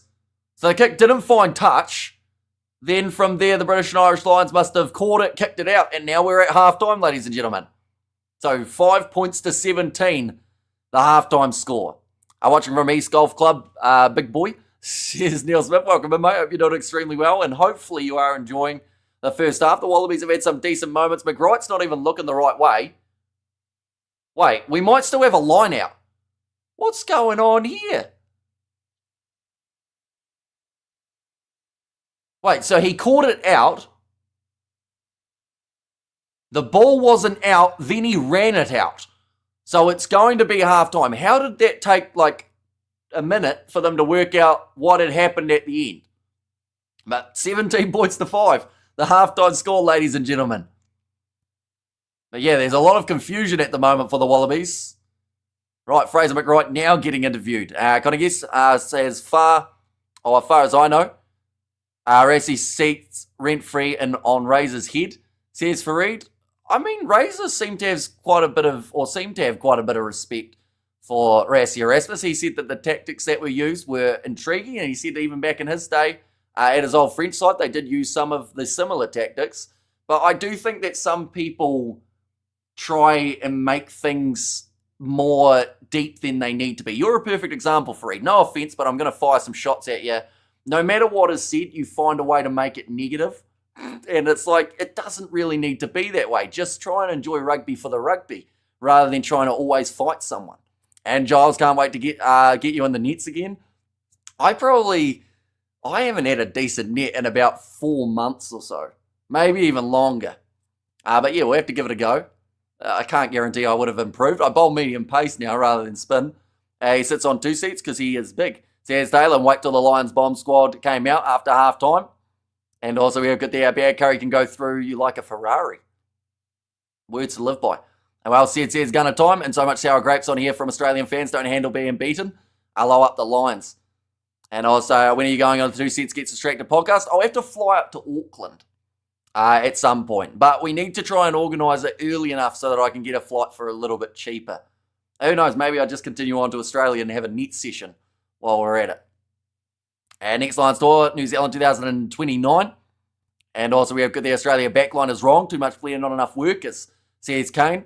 Obviously, the Aussies should have had more prep for this series. Only one match against Fiji is enough. I would have loved to see them play Samoa last week. I think that would have actually helped them prepare that little bit more too. Same for Samoa in their game when they went head-to-head up against Scotland. They just seemed a little bit undercooked in that one due to not playing together. That was a crazy stretch of play, ping pong, says David. And also, will this Lions beat current ABs? I say yes. It's very hard to say. And, you know, in 4 years' time, both sides will look very different. But, like, because we don't get to see them play, it's only hearsay, isn't it? Like, some people would say yes, some people would say no. But, yeah, it's a tricky one. And we have got there, maybe you could travel in a sack of potatoes for free. I don't know if I'd fit in a sack of potatoes, to be honest. Like, I think I'd probably... maybe some sort of bigger sack I might find myself in, but I'm not flexible, so it's got to be upright. Maybe a coffin, unfortunately, might be my best way of travels. 2 Cents Rugby is calling you, says Atlas. Is he? If he is, my phone is not going. So I don't know whether or not he is. Or whether maybe it's a running meme. Or like a joke maybe. But I see 2 people said it at pretty much the same time. How do I find out if he's trying to call me? How does it work? Oh, call failed. It is Tony, I believe, rather than 2 Cents. Wait, it says call failed, though. How does that work? I have no idea about WhatsApp. In fact, I got banned from WhatsApp the other day because it thought I was trying to scam someone when I was telling them how to join my StreamYard. Thank you for your honest commentary. Love from Ireland, says Goredi. And 1.7k watching. Got only a few likes. Please like, as if it is great. Says Outlier. 2 Cents is live with him. That makes a little bit more sense. 2 Cents Rugby called you. Please pick up, says Domenico. Hang on. I'll try and get it working. I don't really know how to use WhatsApp, though, is the only thing. It's ringing. Do I have it on speaker, or do I have it so that it's hidden? I don't know what's going to be said. It's a little bit scary, I have to say, because Tony is an unpredictable man. What the fuck is up, bitches? And within about 3 seconds, the man swears. Hello, Tony. Don't apologise as well. You're here with, you're actually on Mark's live stream. Am I? You are.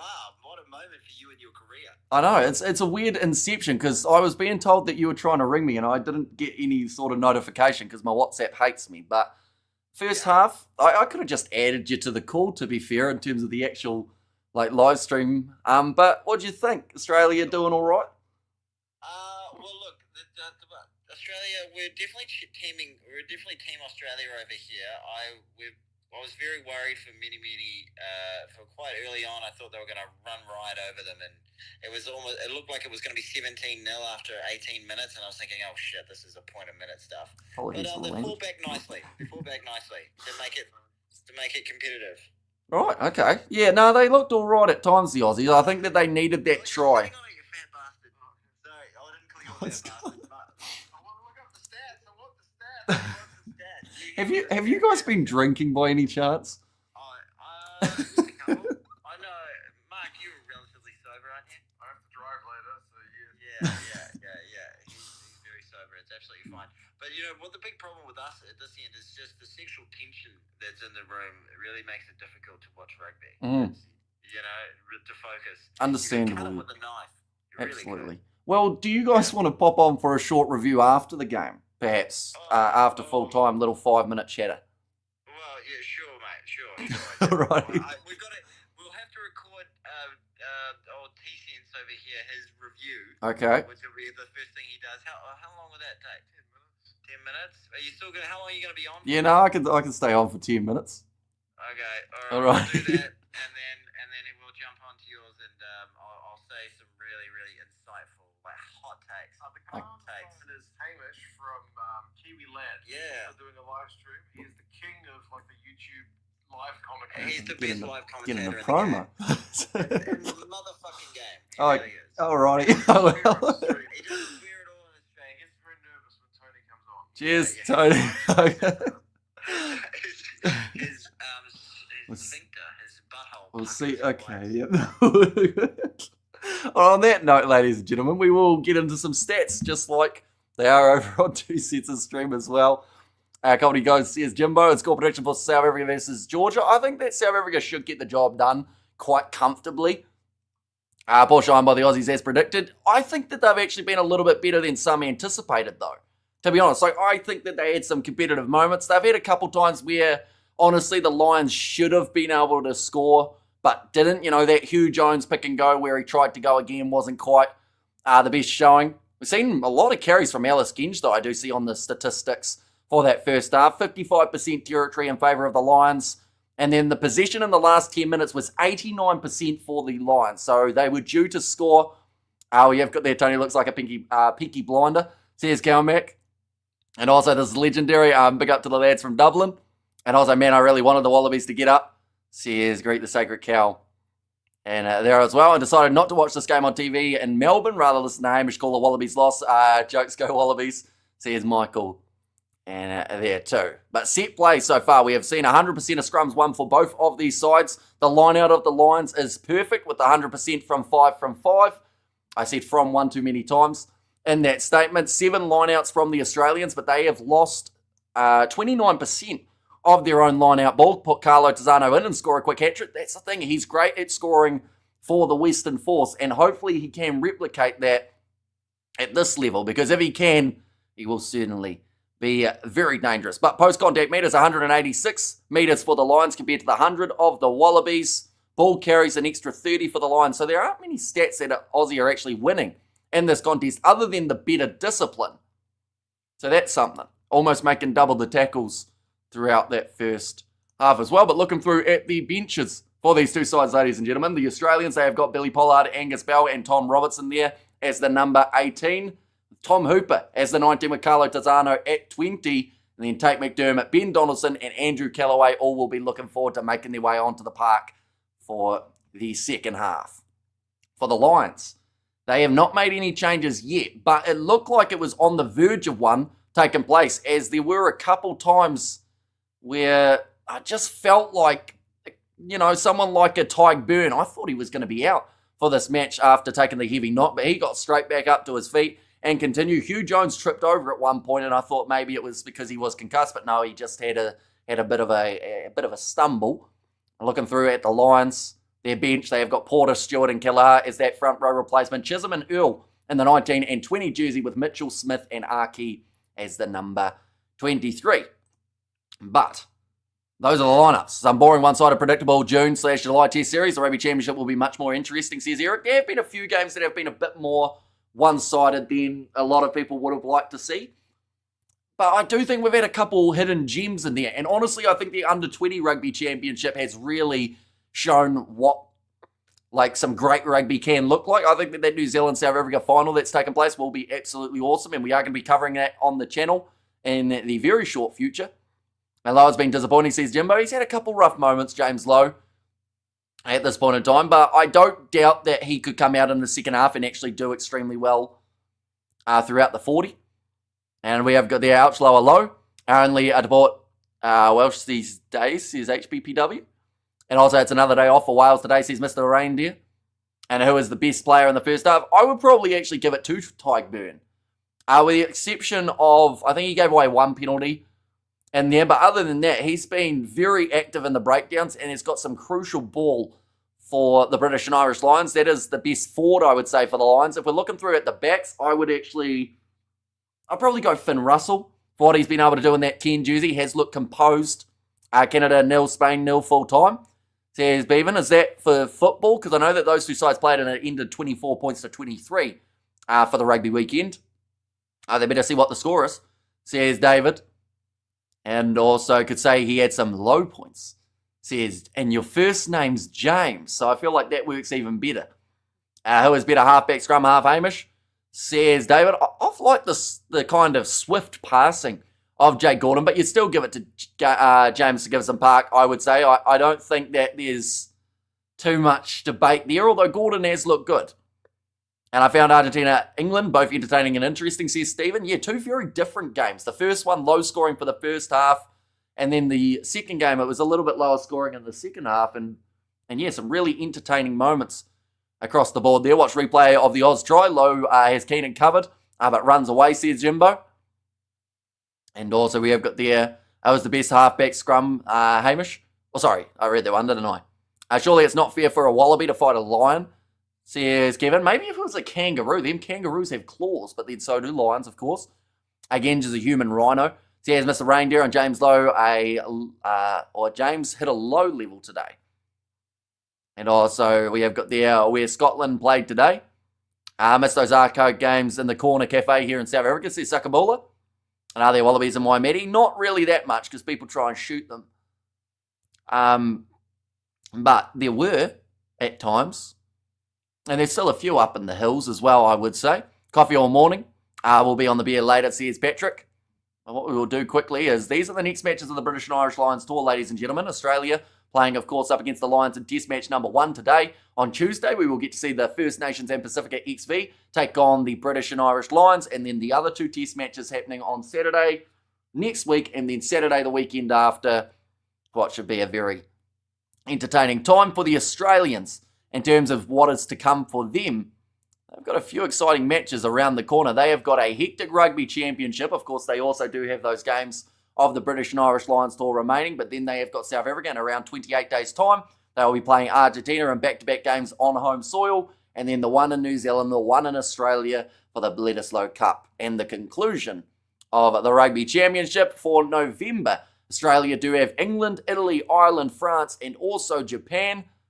Japan's actually before that in 99 days, but yeah, that will be the first game that they've got. And then the 4 matches, so not playing Scotland and not playing Wales for the internationals. I want to see some grubber kicks from the Aussies.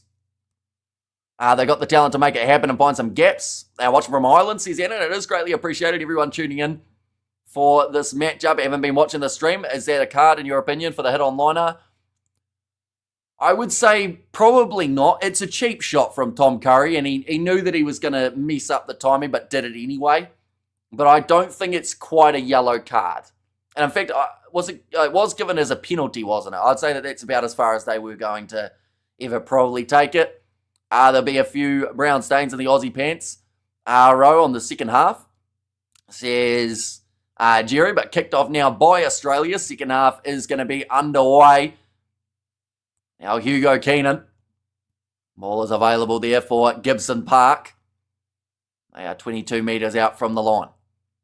This is where Australia, if they want any chance of being able to win this contest, they do need to score early in the second half.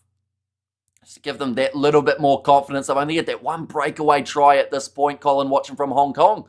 So, yeah, do appreciate you tuning in for this matchup. It has gone into touch.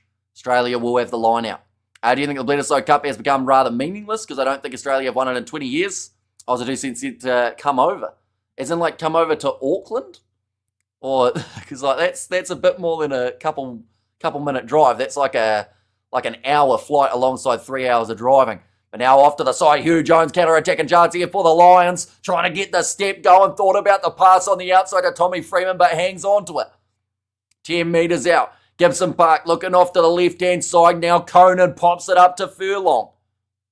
This is a very dangerous position for Australia to be defending from. Passes off to Hugh Jones. Quick hands. Curry one more to Dan Sheehan, and he will score it in the corner. And the Lions strike first in the second half. We have the 2 cents to come over, watch you for a more full commentary. Okay, I get you. But yeah, we are possibly doing a post-match thingy-mabob with himself and Tony. So be sure to stick around for that. Tony, by then, I assume, would have been a couple more drinks deep and probably swearing quite a bit. And keep hearing a lot of Kiwi names in your commentary. Average says Andre. The backline movement, Jones to Curry. Does get the try assist, and Sheehan, a tough man to stop when he's 5 metres out, let alone when he's 2 metres out from the line, nets to the sideline. And just kept the boots in the field of play too. I'm missing from France, says David. Yeah, it's greatly appreciated. We've got so many countries ticked off around the world for these commentaries. That is a good kick. And now going to make the score 24 points to 5. And Isaac McCarthy doesn't know what a pass is. That's pretty brutal, isn't it? And please, could we have some better quality jokes, says David. I assume that's in regards to the James Lowe puns that people were throwing around. And we have got the thingamabob. I must retry to get that into a sentence today, says Mike. Oh, knock on there from Australia. And again, the Lions will have the scrum. Low out Graham in next week. Says ANFG. I don't know whether Darcy Graham would sneak in, to be honest. I think they'd be more likely to go with someone who is still in the current squad. Because Darcy Graham, he got himself a red card off 2 yellows. So maybe Andy Farrell, that might be something he tries to say, nah, I'm not going to bring him in because of his discipline. Even though Darcy Graham, still offers so much on attack and defence. And Chisholm for McCarthy, job done. Says Jimbo there, and Aussie watching from Belgium, says Andrew. And I'm in Thailand, says Michael. Geez, we got people from all over the globe. We have still got plenty more live streams coming up tonight. Next game will be South Africa when they go head-to-head up against the Georgians. And then alongside that, I'm also going to be doing the New Zealand versus South Africa under-20s game. Will this improve or damage Australia's prospects in the Rugby Championship? Well, either way, they needed matches in terms of these July internationals. So, if they lose... I look at last year and I go, it can't go much worse. My nose is bleeding at the moment, ladies and gents. So that is unfortunate. One moment. We might be good, hopefully. It did try and bleed a little bit earlier on as well, but yeah, hopefully it does sort itself out. We don't have to put some sort of blood warning on the stream. Are you catching some sleep after this, Hamish says suck a bullet? Probably not. No, I think we're just going to be powering right through the night. And my mate, he just won the Thai lottery last week. He went home, our 2 ladies, ended up with 6 balls. Well, there you go. I bet you've been waiting a long time for that one. A disappointed Morgan, not in from Wales. Thanks for the great commentary. It's that mustache like steel wool. Maybe. And McCarthy hit so hard he makes everyone's nose bleed. And no worries about Australia scoring as you blow your sniffer, says David. But yeah, currently we have got another scrum going down here. And beautiful night here in Brisbane. Get a blood substitute. Yeah, I got to go to the blood bin for myself. That's pretty brutal, isn't it? I might have to get a tampon in your nose. And your streamer is lagging, says David there too. Right, Ben O'Keefe just giving a little bit of a warning to these 2 sides. Looks like at the moment this is one of Australia's better positions on the field. Why can't I watch the game live? Or how much does it cost to watch the rest of the game? So Sky Sport 1 is an option. Stan Sport as well. Here in New Zealand is the Sky option, but Stan is Australia. This could get ugly, says Rugby Moments. It could do. Now Jake Gordon. Ready to feed that ball in again for the Wallabies. Though I feel sorry for Wales. It's sad to have seen their complete decline. Yeah, although getting the win up against the Japanese, so that's at least something that they can be happy about. And hopefully they can continue to grow in their November internationals. Now, penalty goes the way of the Lions. Obstruction against the Australians. This man is really attractive. Says Giles. Welcome in, Giles. Hope you are doing well. I heard you've been taking up a little bit more golf than the cricket as of late, so hopefully your handicap is slowly going down. I hope that nosebleed doesn't happen regularly on a monthly basis. As a presenter single, says Giles. I certainly am. I talk far too much about rugby to be anything but single. And Ollie Chisholm putting in the big hit on Fraser McWright. Just a little bit of disappointment, I should say, for Harry Wilson. As his side have been far from their best when it comes to clinicalness. Definitely the better of the siblings. I hope my sister doesn't hear that. She'll slap you. And now Gibson Park fires it across to Finn Russell, kicking it high. And across the field, chance for high ball. Freeman can't take it cleanly, and Harry Potter ends up with possession. But I think the Lions have done a brilliant job of shutting out Joseph Suaalii in this one. I'm actually not quite sure, but he's a heartthrob for sure, says Giles. And also we have got there, it hasn't been a good game. Hamish just come on from England. It's been all right. I think that it had that test match feel for the first half. There wasn't a huge amount of, unpredictable stuff, I would say, that happened throughout that first half. It was pretty stock standard of both sides playing that territory game, or at least trying to. Now kicking this one, and it is going to be charged down by the Wallabies, back into the hands of the Lions, kicking downfield. Hugh Jones running onto it for the Wallabies now. It will be Tom Wright. He's another guy that we've hardly mentioned throughout this game. Tries to run it straight at Hugh Jones. 45 metres out from their line. Do you think the Wallabies will ever, where'd that go? Will ever beat the Lions? I think that their best chance is probably in test match number 2, to be honest. This game, they're getting adjusted. They're learning a little bit. And honestly, they have played better than some anticipated, I would say. Only name I recognise in Aussie is James Slipper. He's been playing since the 70s. Says Eric. Remember was listening. Says Neil there. Tom Wright trying to sneak through Russell, but a big shot from Byrne comes in again.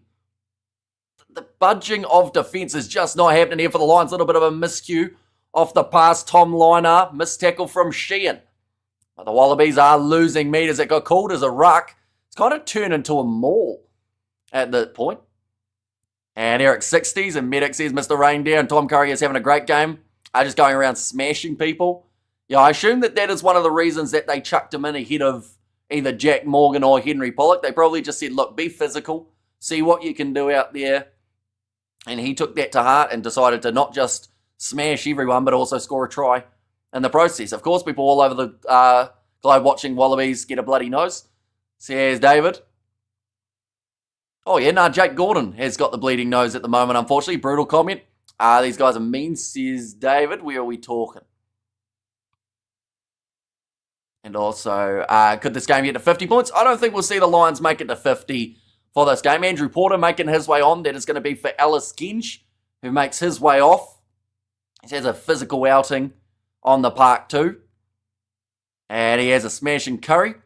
Now overthrown. Jack Conan takes it, runs it straight at Tom Liner. Fraser McWright, he's been good in the breakdown, but with the exception of him, I can't think of too many other Australians who have actually got themselves the ball in those breakdown. Oz just don't have any game changers, says Bamboo. And yeah, unfortunately, it's a young side. It's still trying to learn its cohesion. But, Conan breaking through. Now, 15 metres. That was a high shot on one of the Aussies by Tyke Furlong. They may check that one, but Tui Pilot, who tries to grab her in behind, will just roll into touch. Can you wish my mate Jimmy a happy birthday? Happy birthday to Jimmy. Now, going out wide. Seeing it there, Tui Pilotu, not normally one to kick a grubber in behind. And Go Genj says Ross and Pollock is like Rus of South Africa, all flashy and loud, but not enough grunt and toughness. Says Eric, looks like a couple changes being made for Australia. James Slipper will go off, that is for Angus Bell, and Matt Fiesler will come off for Billy Pollard. Makes his way on. Wallabies only had one warm-up game, did not prepare for this at all. Says Titanium, yeah, I don't know who was in charge of the schedule, but I would have thought one extra game would have gone a long way in terms of preparation for this tour. It looks like this is Joe Schmidt, a big substitution moment. He has to get it right for the last 30 in terms of who is on, who is off. Oh, okay, they're going to check this one. I mentioned about how Tyke Furlong made contact with the head of one of the Australian players. And checking for foul play, says Sakabula, and Pollock is young and still learning. Yeah, exactly right. No one saw him being on this British and Irish Lions tour last year.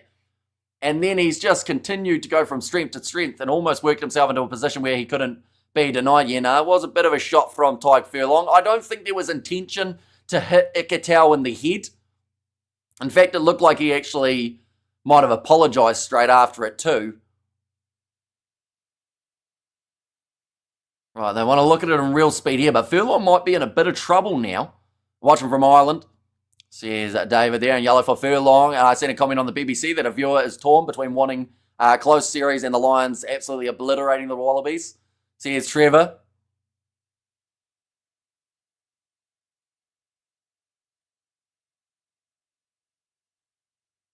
Okay. It's going to be a penalty only in this case. And the reasoning behind it for Ben O'Keefe is he says that there is foul play.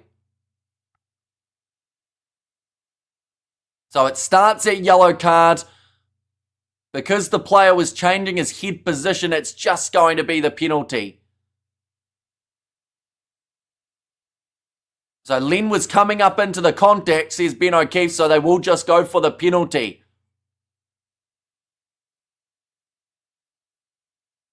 Okay, he did rise up nice and low, please, as a comment there from Ben O'Keefe, but the penalty will go the way of Australia. And that one does now go into touch. And rubbish decision, says Jimbo, an obliteration over if Furlong goes, says ANFG. Now ready for the line out here again. The Australians, like I said, they need to try soon or they could be in a lot of trouble. 50 minutes passing in this matchup. Going to the front for Billy Pollard for his first line out of the tour. Line out goes across to Len Ikitau. That seems like it's made him a little bit angry. Ikitau as he charges straight at Finn Russell with a vengeance. Tom Liner hit by Tom Curry. The two Toms have collided quite a few times throughout this contest. Now step there from Billy Pollard, wrestled down by Tyke Byrne. Gordon, across to Tom Wright. Hey, we got a third Tom. How many Toms are in this match? I think it's just the three. Maybe. And to look through at the benches there for a second. Jake Gordon, liner. Oh, short ball from Frost as he is smashed by Curry yet again. 40 metres out for the line for the Wallabies. Ikitau, no look pass up to Tom Wright, shoveling it on out wide to Harry Potter, who has hardly had a run throughout this contest.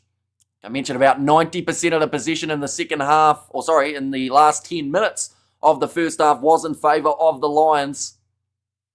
I mean, wouldn't you change or charge at Finn Russell if you could, says Big Rig, and a knock on comes for Australia. Will be the Lions scrum. Spotting the Lions from Grand Bay, Mauritius. Go the Lions, says Blitz. If the Lions do absolutely obliterate the Wallabies, what do you think will happen to rugby union in Australia? It will probably be about the same as it is because it's already, unfortunately, in a really bad place. So, honestly, it won't change too much because it's still going to be in a pretty tough spot. And it's a shame, says Neil. Let's hold on that, bro, not making 50 points. And Harry Potter has been Expelliarmus. Also, Lions have not scored in this half. Neither have... No, the Lions have scored in this half, haven't they? They scored really early on with Dan Sheehan, scoring in about the, third, fourth minute. Now, we need to feed this ball in for Jameson Gibson Park. Now, 40 metres out from their own line here, the Lions. And it's a scrambly scrum, but it is going to be a penalty to Australia. I think Alan Alatoa managing to win one over Andrew Porter there. I think he's got to be the most penalised British and Irish prop throughout this tour, doesn't he? And we have got there, Sheehan says David there. And another one at tight head. Now does kick this ball into touch. About 7 metres out from the line now for Australia. Do or die. At this point in time, they are running very low on time.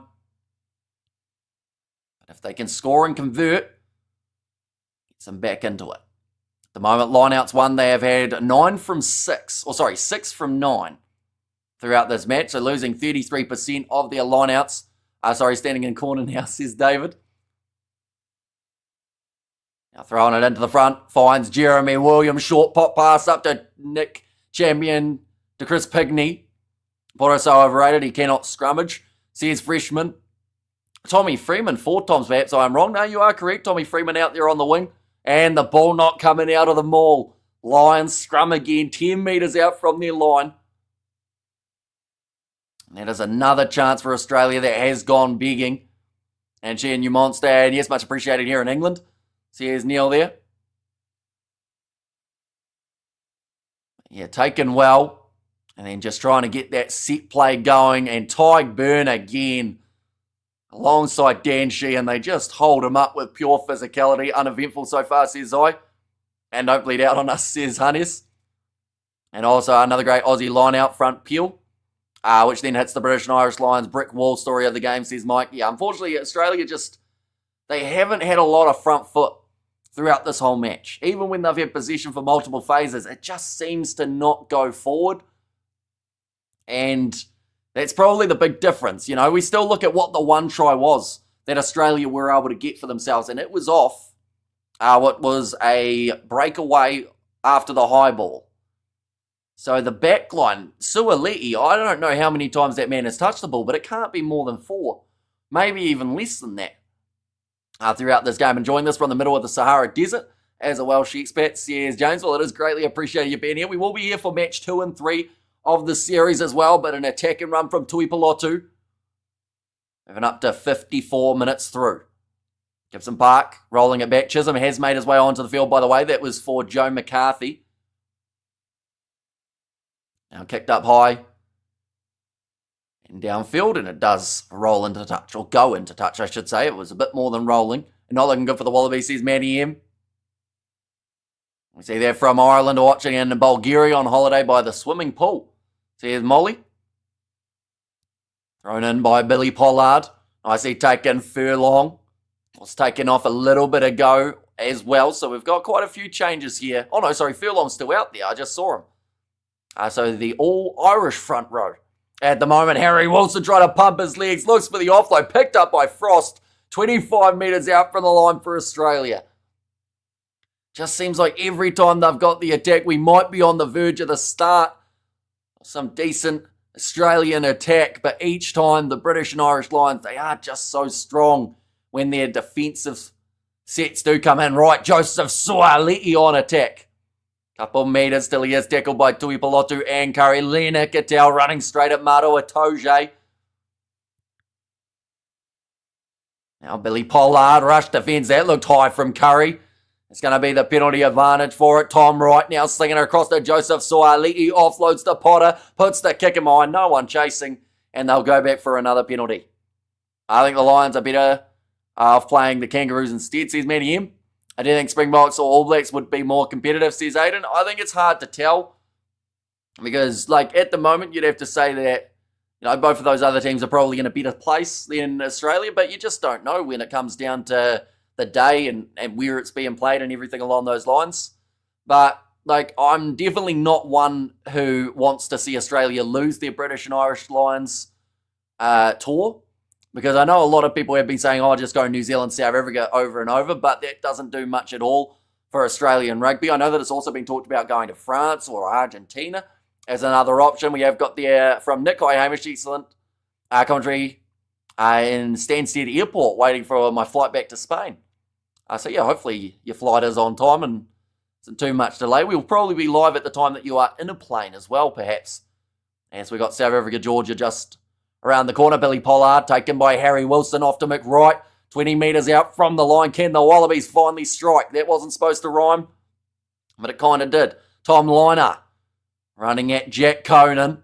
Now Gordon. Cross to Angus Bell. Another tackle made by Byrne, who has to be right up there in terms of man of the match for this British and Irish Lions side. 10 metres out, another advantage going against the Lions. Lenikatow, now Harry Wilson, pick and go, reaches out. That was extremely close to the try line, and it's going to be held up. They will go back for the penalty again. Are you going to cover box versus Georgia? We certainly are, alongside the match taking place between South Africa and New Zealand.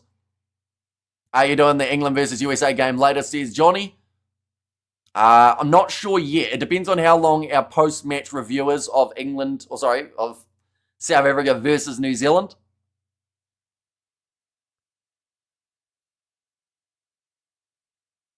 Ben O'Keefe saying, I was there the whole time, so there was no grounding. Harry Wilson was convinced. Okay, TMO also confirmed, so I think I just wanted to make sure there was no grounding. James Lowe's done very well. Atoje quiet. That was top draw. And also, I was just getting into this game. Our Lions are going to stay sharp here.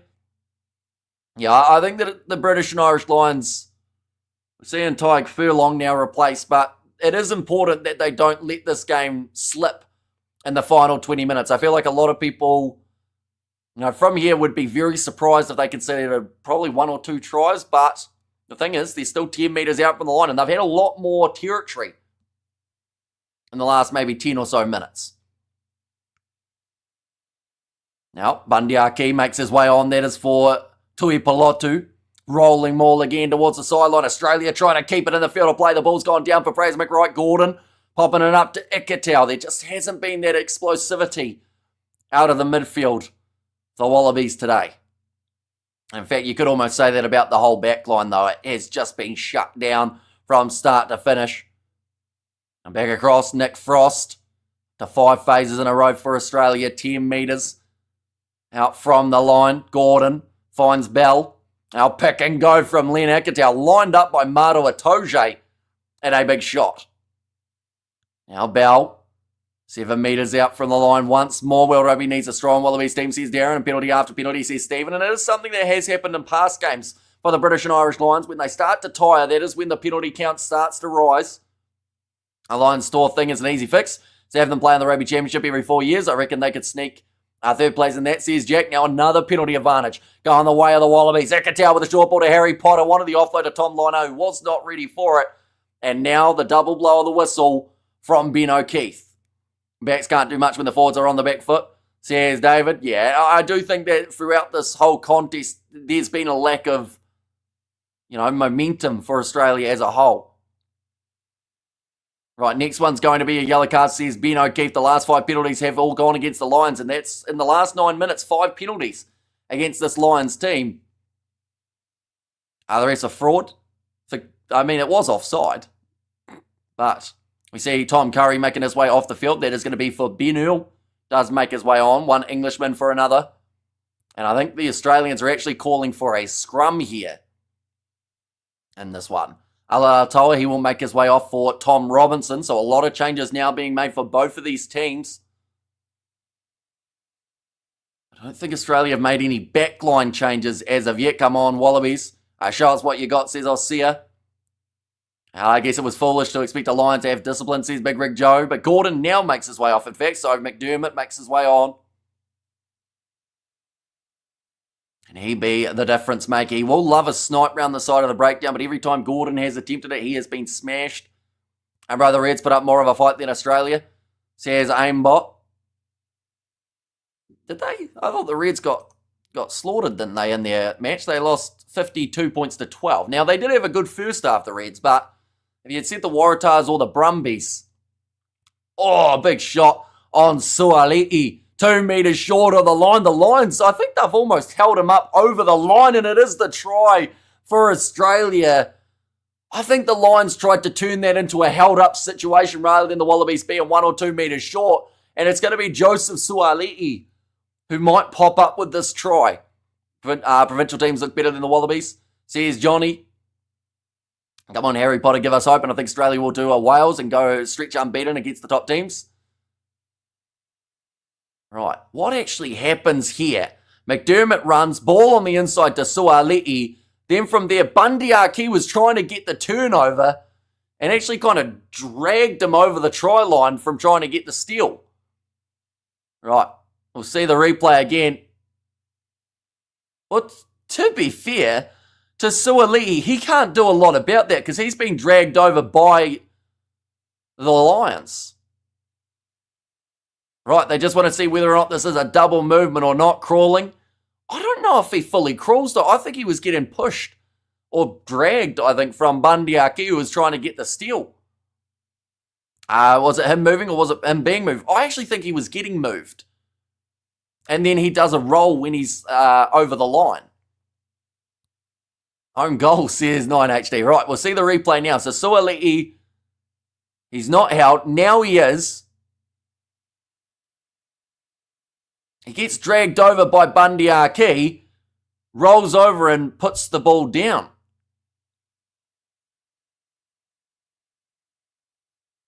Okay, so they're talking about the Ben Earl no arms involved in the tackle. Now, Bundy Aki's dragging him there. Bundy Aki all but had the ball. In fact, Bundy Aki probably unlucky not to get a not releasing penalty in his favour. Can't croc roll to score a try. Says Xander.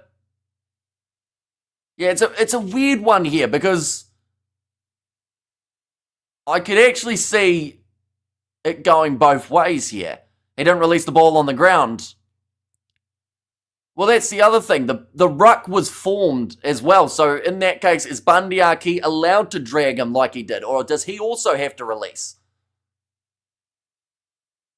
Yeah, not a lot of arms there from Ben Earl, who went in with the shoulder to the knee of Suali'i with the low chop. I think it's going to be probably just I think it will become a penalty against Ben Earl and a yellow card, and that might be all that comes from this. Because Bundy Aki, he had a really good crack at getting that ball. And I try, I think, says David. And tackler has to release initially, says Kakao. So we're seeing it here. Yeah, Aki had him right. So they're checking to make sure there was no foul play from Ben Earl first off. Okay, they've said there were arms in the Ben Earl tackle. They just didn't connect with Joseph Suali'i's legs.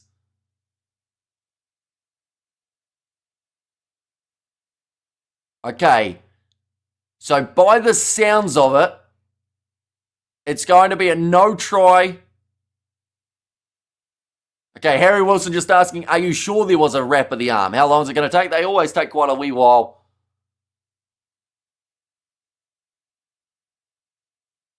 So the penalty will be awarded to the Lions. As that's a legit tackle this week. Okay, says Studs Ray. And no, it's a try. Says Jimbo. You know, Ben Earl, you want to give him the benefit of the doubt and say he misread it, and that's why there weren't a lot of arms involved. But at the same time, we've seen those given before. Brilliant reference from Ben O'Keefe. Says Tanner.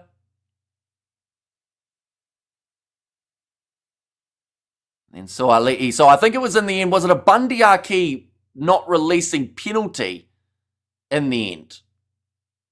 Or was it just that they said that Suali'i moved himself? Either way, Lions have got themselves the ball though. And too long, all this DMO says HB. And no arms, no wrap arms, another British and Irish ref in the pocket moment. Now going forward for this, James Lowe knocking it on, but we will go back for another British and Irish Lions penalty, this time going back to the line out where there was a player who came in underneath. 19 gold, that'll be against Tom Hooper. You see live was a double movement, we don't need 16 replays, says Bambill. I think the tricky part of it was the fact that Aki, you know, I actually thought Aki almost did enough to win that penalty for no releasing from Suali'i. Ben O'Keefe. Says Andy Dessler, please understand the officials try to do their best. The decision is their best judgment. Says Stephen. And can't wait for the Rugby World Cup 2027. The atmosphere looks good for this game. Just imagine come World Cup. Yeah, the fact that they've got a sell-out for this match, I think, does bode very well for that World Cup coming up. For Australia. They now have their excuse, says Alan. I mean, I think there's more than just one. Oh, that was a free kick going the way of Australia now for a little bit of a pop fake. when it came to the line out. And a very good kick by Australia, says Hangarat. Now it will be another line out chance here for the Lions. I wonder how Wildcard is doing. I'm sure he won't be too happy with the way that the Australians played in this contest. Scrappy game. It has been. I think that both sides, they've been shaky at times, but the main base of this game, we've seen a lot more good work from the Lions. Great work from Jack Conan there as he picked the ball up. Look for the offload to Aki, who has knocked it on. Now knock on from McWright too. Oh no, they said it goes backwards. McWright. In fact, this time it is McDermott finds Tom Wright. Suali'i trying to find his own rhythm in this final quarter of the match. Harry Wilson, grubber in behind. Harry Potter chasing after it. Ball almost staying in, but it rolls into touch. And it will now be a scrum for the Lions again. And yes, I'm looking forward to the World Cup. Wish Argentina was hosting it though, says Neil. And also good effort from Australia, says Hangarat. And 19 minutes left, says David. I'm a bigger streamer, seeing Fiji winning that World Cup, says Edwin. And not tricky, Suali'i has to release the ball, says Jimbo. So yeah, it was probably an Aki penalty, I would assume. But then the question as well was Aki the first guy in that breakdown? Because then that gets a little bit more tricky. But either way, it turned into no try. Our Lions really struggling to get out of their half here. It's on. Says Studs race. I think Australia do need to try before the 70th minute mark, though, if they want any chance of going on to be able to win this contest. Now it is going to be the scrum. Should relieve a little bit of the pressure, finally get in the rhythm. Says Hanger. Gives him Park. No Thomas Williams for this game due to his injury. No Elliot Daly, also another man who went down with an injury earlier on in the tour. Gives him Park. Cross to Bundy. Aki runs it straight at Ben Donaldson. It's about 5 post-contact metres. I know really surely, says Ross. And also, hello Hamish, hope all as well. I just want to know if you're covering the under-20 Springboks versus All Blacks. We certainly are, and that game will be kicking off in around 7 hours' time. But we have got quite a big build-up for that contest. And I keep just having a bit of a conversation with Jameson Gibson Park there, making sure he doesn't fake out the Australians when it comes to his box kicks. Billy Pollard now with the throw lines on the back foot, says Hangarat. Now thrown in. Oh, that was not very straight, but once again, because the Lions didn't throw someone up, it means that it is allowed. Now, Angus Bell, pick and go. Tackled by Maro Atoje. McDermott, off to Nick Frost, shovels it on to Fraser McWright, lined up by Tyke Byrne. Been absolutely everywhere throughout this one. 300 subscribers to go until 67.5k, says Dylan. Yeah, I believe that's about where we were at the start of the stream as well. So anyone else who hasn't, be sure to hit that subscribe button. We've got plenty more rugby coming up, including the other 2 matches of the British and Irish Lions tour just around the corner. Now an advantage going the way of the Wallabies. Harry Wilson, hard by Chisholm. Tom Robertson has to play halfback. McWright goes in behind to Ben Donaldson. Bit of space now for Australia. Going for the cross kick out wide, bounce of the ball. Jorgensen tries to keep it alive, which he might have just been able to do, but it will go back again for the original advantage. There's a joke now, penalty after penalty. There's been a lot of ill discipline throughout this second half. It's interesting how the British and Irish Lions are coached by 2 former league greats who played for Wigan back in the early 90s, says Dakoa there. And so it's 0-0 now for the Wallabies, says Edwin. It does look that way at the moment. I just don't think they've got enough time left to be able to get back into this match. The Lions have played the much better performance. And yeah, Jorgensen did keep that ball in. Yes, more tactical kicking like that. Wallabies, you can do it, says Cited. And any game time, James O'Connor. None for this match. They did go with Ben Donaldson off the bench. And then in the starting lineup, Tom Liner. But perhaps there's a chance that we will see James O'Connor take part. And the second one, that's going to be Nick Champion to Chris Pigney. Makes his way off the field. I believe that is going to be for Carlo Tizzano. Will make his way on. And Lions are constantly offside. What's going on with the ref? Says Hangarat thrown in now. Harry Wilson takes it 10 metres out for the line. Great rolling maul attempted here for the Wallabies. Trying to sack it there were the Lions. I think it's Tommy Freeman who's got in. And managed to take it down. Now Frost. Around the side of the breakdown, big hit from Will Stewart. It's on for Tyg Furlong. Ben Hill trying to turn it into a maul.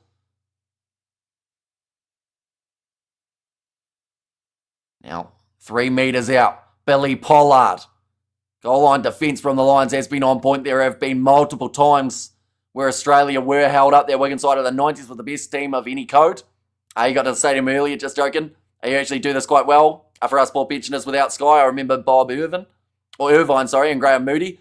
So here's Jeremy. It is greatly appreciated you being here. We are going to be back for the rest of the tour as well. Now, pick and go. A little bit closer, McWright there, 1 metre out from the try line. At the moment, the Lions haven't given away a penalty advantage. But now keeping the body low, Tazzano. He scored a lot of tries for the Force, and he scored another one now at international level. Just has a very good ability of getting those pick and goes around the side of a breakdown. And like I said, leading try scorer in the Super Rugby Pacific competition, showing exactly why here. And it's the first of the night. And then we go see Sided. And there's still hope brothers rally together. Yeah, Tazzano, he's been on the field for, I would say, maybe 60 seconds if he's lucky. And he has already got himself the try. And Sammy is here, great commentary chief, listening from Abu Dhabi. See you, Sammy. Yeah, greatly appreciated. You're popping in for this one, but well done from Carlo Tazzano. The score. I'm just thinking about the time remaining. 12 minutes, 12 points down. With this kick if it goes over from Ben Donaldson. It's doable. That kick is good from Donaldson. I would just like to see quickly the stats. In terms of possession the last 10 minutes, 76% for the Wallabies at the moment. So if the British and Irish Lions can't get their hands back on the ball soon, Australia might give themselves that little bit of confidence here. Feel like they're in with half a shot. There's still a chance, nothing is impossible. Says Edwin and come back incoming. Says Jamie Knox. See Marcus Smith has also made his way onto the field. Just looking through to see who that is that he's actually replaced. Oh. Okay, Ikitau looks like he's going off. Finn Russell going off for Marcus Smith. What's foreplay for Australian rugby players when he says, brace yourself, Sheila? Says Tommy. And also, Lions are just bored, says John. Well, they could score some points. To, I guess, give themselves a bit more excitement. They have been strong throughout this matchup, and not a lot of attack coming from the Lions with the exception of that Dan Sheehan try in the early stages of the half. But now will be Carlo Tazzano with another carry. And next try, Callaway, says Jimbo. And Ben Donaldson looks like Jeremy Clarkson. I can kind of see the similarities if we're being honest. Oh, nice work from the British and Irish Lions, who have now got themselves the ball. Marcus Smith, though, going to work hard to get it back out to Gibson Park. Maru Itoje tackled low by Wilson, who has to roll away. Counter ruck from Tazzano. Rolling it back again, it will be Gibson Park with 10 minutes now remaining on the clock. How's it, Hamish? Greetings from Namibia. Great commentary as always, says Bruno. Do appreciate you being here. Now, Will Stewart bounces the ball favourable for the English tight head prop. Conan, and behind finds Marcus Smith. Now Tyg Byrne passes off to Ben Earl. Caught it very far behind himself. Gibson Park, kick charge down. Bounces up for Stewart again. He's the man of the loose ball at the moment. Anytime it randomly comes out, he seems to be right there. Marcus Smith backline out to Tommy Freeman. Thought about the offload, knocks it on. Australia have to scrum again. That was forward, says Angerat, and Smith for Russell. Might now show some improvement, says Ross, and England can come back from the Isle of Wight in England, says Terry. And greetings from Namibia, says Bruno. And listening from Namibia as well, says Ian. Just knocking it on the ground for Tommy Freeman. It's again another mistake that the Lions maybe didn't need to make. Andy Farrell, frustrated with that one. Our Lions need a boost now, says Roderick. Well, that's the thing, right? They're, at this point in time, wait, Australia versus Wales, that must be the women's game, is it? Oh, yeah, it is, because they are showing the women's side who are in the stands watching on for this game. I was a bit confused. I was thinking that maybe they were insinuating that Jack Morgan was going to be playing next week for the Lions, which I do think he will be. Just realised Wallabies got to score 2 converted tries to win. So here's Edwin. Our Lions just need one more score. Yeah, any more points for the Lions, they win this game. You know, even if it's a 3-pointer, would take them to 15 ahead. Ben Donaldson across to Suaalii, a knock on from Andrew Callaway. Hugh Jones, possession now for the Lions with 8 minutes left, 22 metres from the line. Fresh Wallaby soup directly from the market. For a starter tonight, says Zaid. Now Atoje, Marcus Smith goes across to Will Stewart. Now again to Conan. Tackled low by Suaalii, but this is good phase play. Gibson Park manages to sneak through one tackle attempt. Tyburn, pick and go again. Tate McDermott tackles him. This is the best position to be on the field if you are the Lions. Definitely with one more try potentially coming. Big shot on James Lowe. 7 phases in. Bundyaki lined up. Callaway let him go. Allowed him to make a couple extra metres. Australia give away the penalty for it off the feet. That could be the game. If the Lions don't score here, which they won't because Atoje has passed it to Joseph Suaalii, but this is directly in front of the posts, and that should be the game. If they are not careful, the Lions could be coming down with the Welsh cold. Says Gunner. Wait. What's the plan here? Okay, no, Atoje has pointed at the post. I think Ronan Kelleher, for a start, said that he wanted to go for maybe the tap. Just joking about the early stadium. Give us viewers smile, bro. Good stuff. Says Jeremy. And that's it, says Suckable. And Aussies can't handle a physical game. They are being bulldozers by the Lions, says Sue. Marcus Smith, he will use up as much of the 60 seconds as he can here. There was no rush if you are the Lions. It's a big moment for them. First test should be in the bag. I don't want to jinx anything because there is, of course, still time, but you'd think with the time remaining it is not quite possible. And now Smith. Ready to line this one up. Like I said, we'll take every second of the 60 that he can. Does get it over as well, making the score 27 points to 12 in favour of the Lions. We have got there, come on the Lions, get on with it, and they're absolutely tramps, these Lions, says Stephen. And big game tonight, not a test, but the under-20 final. Let's see if Junior Box can win when it really matters like the senior team. Well, we are going to be covering that game on the channel too, so if you guys are new, be sure to hit that subscribe button. Trying to slap it back was Joseph Suaalii, but claimed by Atoje off the kickoff. Who's man of the match? I'll give it to Tyburn. That man has been working extremely hard throughout the 75 minutes. He doesn't seem to be slowing down either. Like, he's looking sore, but he's just continuing to go. Wallabies just so poor, says John. Yeah, showing a bit of, I want to call it rust, but then people always complain when you say that sides that haven't played together for a long time look rusty. But there has been a bit of roughness there. You must cover the boxing. Usyk versus Dubois, says John. I'm not even sure if I'm going to be watching. I'd like to think that I will be, but it's happening a little bit later on. We might be asleep by then after an all-nighter. 12 years later, some things never change, says Zane. And also very disappointing second half for the Lions. Brutal game to watch now. Harry Wilson going to go for a kick behind off his left boot. Looking for the 50-22, but it will be just outside. About 25 metres from the line now. Harry Wilson, disappointed. That one didn't quite go where he would have liked it to. Usyk should win comfortably. So here's Patrick. Yeah, it is kind of that battle of the veteran versus the younger guy, isn't it? So, yeah, Usyk's showing in many of his fights that he doesn't like to go down easy. But then Dubois, he's got some pretty big power, so will be a good one.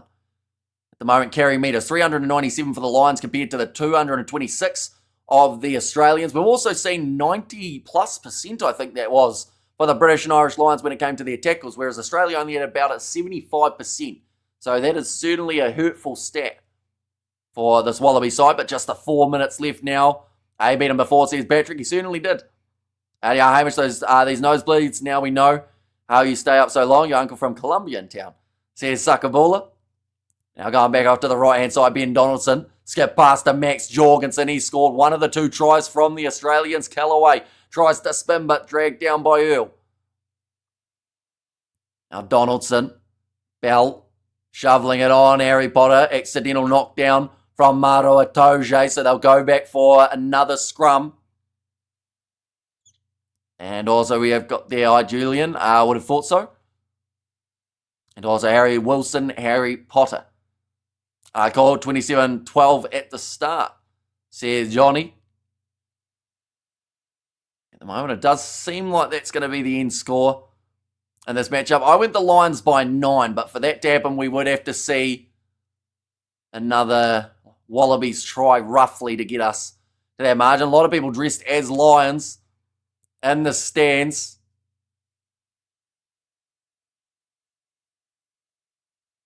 Also, a man with the Lions logo as his costume. Joseph Barker versus Usyk would be a better fight. And thanks, Hamish, for the stunning commentary.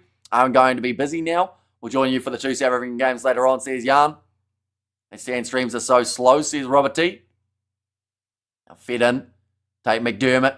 Away to the right-hand side, Donaldson. Looping around was McDermott again with another attacking chance. There might be a chance that they actually start him for test match number 2. Carlo Tazzano popping it up to Hooper. The Aussies still don't seem to have quite given up in this game. Angus Bell to Tom Wright. Callaway. On the outside to Suaalii. Now starting to make those metres. Travelled on from Fraser McRae. Harry Potter skips through 10 metres from the try line for the Wallabies. Another run forward. McDermott to Angus Bell. 2 minutes left on the clock. Carlo Tazzano already has himself 1 try in this match. Pick and go from McDermott. Rolls over and scores the try for Australia. Just seems like it was a little bit too late, that change though. 27-19. The way that it currently sits, that is after the kick is good, which it should be a nice easy one. And hard to believe Australia are winning the second half. OMG, says James. And also we have got there, would you ever want a tube baby with your DNA to teach cricket? It's an interesting question, isn't it? And Aussie are showing glimpses that we can make this a competitive series. Yeah, nice work from Potter to break through. And then Tate McDermott willing to just put the body on the line. And the thing is, he took a huge shot from Hugo Keenan in the process. I'm looking forward to watching the YouTube highlights on this one. An excellent, closer the better. And last try wins, says Zai. We do know that we haven't got golden point in this British and Irish Lions tour. Australia would need 2 more tries. Or try and a conversion, a penalty. And notwithstanding your excellent commentary, was an entertaining game to watch. It's been a decent match overall. I would say the second half fell apart a little bit for the Lions, but they were very clinical in that first half and did look really strong. But the few errors made it a bit more stop-start than some would have liked. But I do think that now that Australia is starting to play a little bit better, it also, I think, has made this game a bit more entertaining just because it doesn't seem like it's going to be one-sided, if that makes sense. Like, I'd say it was a solid test match for the first, and I do hope that the second is that little bit more competitive. This will be a Wallabies best result in the series, says DJ. Now currently 40 seconds left, Australia in possession once again. Now Robertson, wide cutout pass, right. Wilson goes to Max Jorgensen. Looked like he was going to shake to kick, but instead will run it straight at Conan and low. 20 seconds more in this matchup. I hope this gives some confidence for the second test. The first half backs were crap. Says it was Stormer, and also Jack Morgan is in the 23 next week. Do you think he'll be in the 23, or do you think he'll be playing in the Pacific Islands matchup on Tuesday? Oh, passes into touch. 3 seconds left. There is going to be time for the line out, and it looked like Marcus Smith actually wanted to take that one quickly. As it finished, not quite. We are right on the full-time siren. The Lions will get one last attacking play here. The ball went out maybe 2 seconds too soon. Like they're saying, it looks like a respectable score for the Wallabies, although throughout most of this match, the Lions have been the stronger team. A lot of the statistics are in the Lions' favour too. That she can try early in the second half was game over. The Lions relaxed after that, says Trevor. I think they would have felt relatively comfortable, but I also don't think it was down to their relaxation that caused them to not be as clinical. Nice line-out steal there from the Wallabies. Nick Frost takes it now. McDermott across to Donaldson. It looks like Australia are willing to take a bit of a risk. Nut Wilson kicks it out. He says that's enough of that, and we will accept 27-19, says the Wallabies skipper. But 27-19, the end score.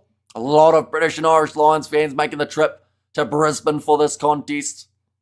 I wanted Australia to kick it out. They were on their goal line. Like, the chance of them conceding a try was a lot higher than them scoring one.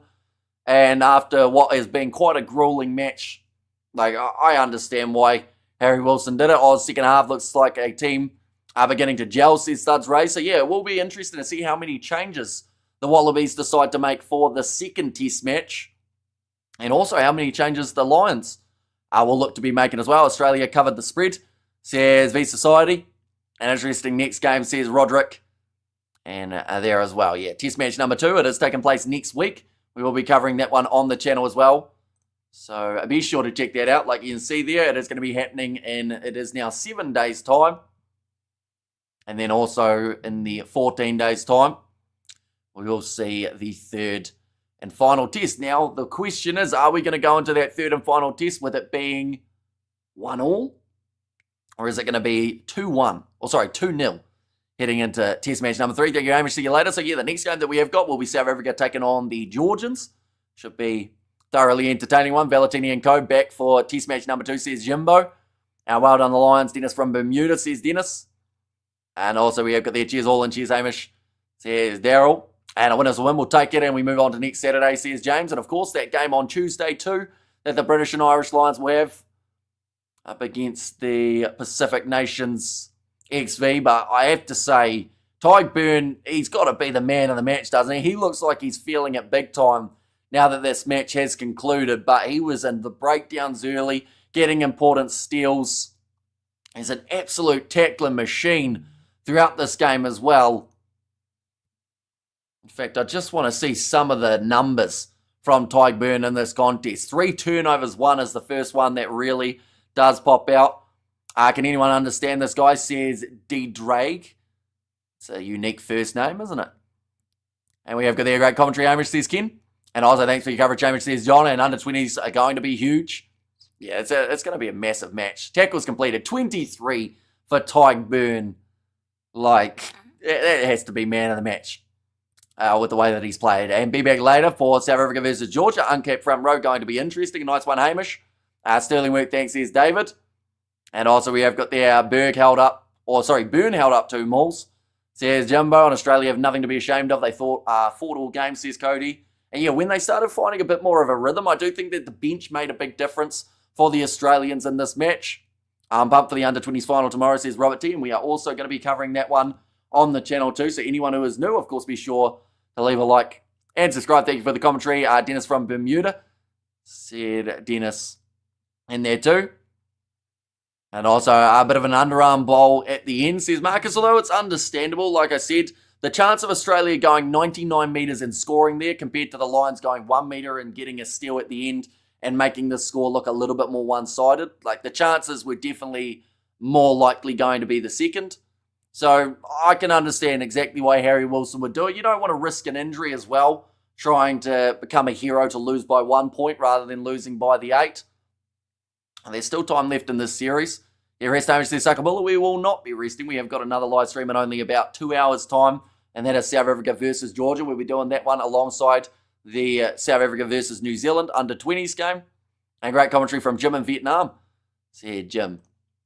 And there too. But yeah, overall, intriguing contest.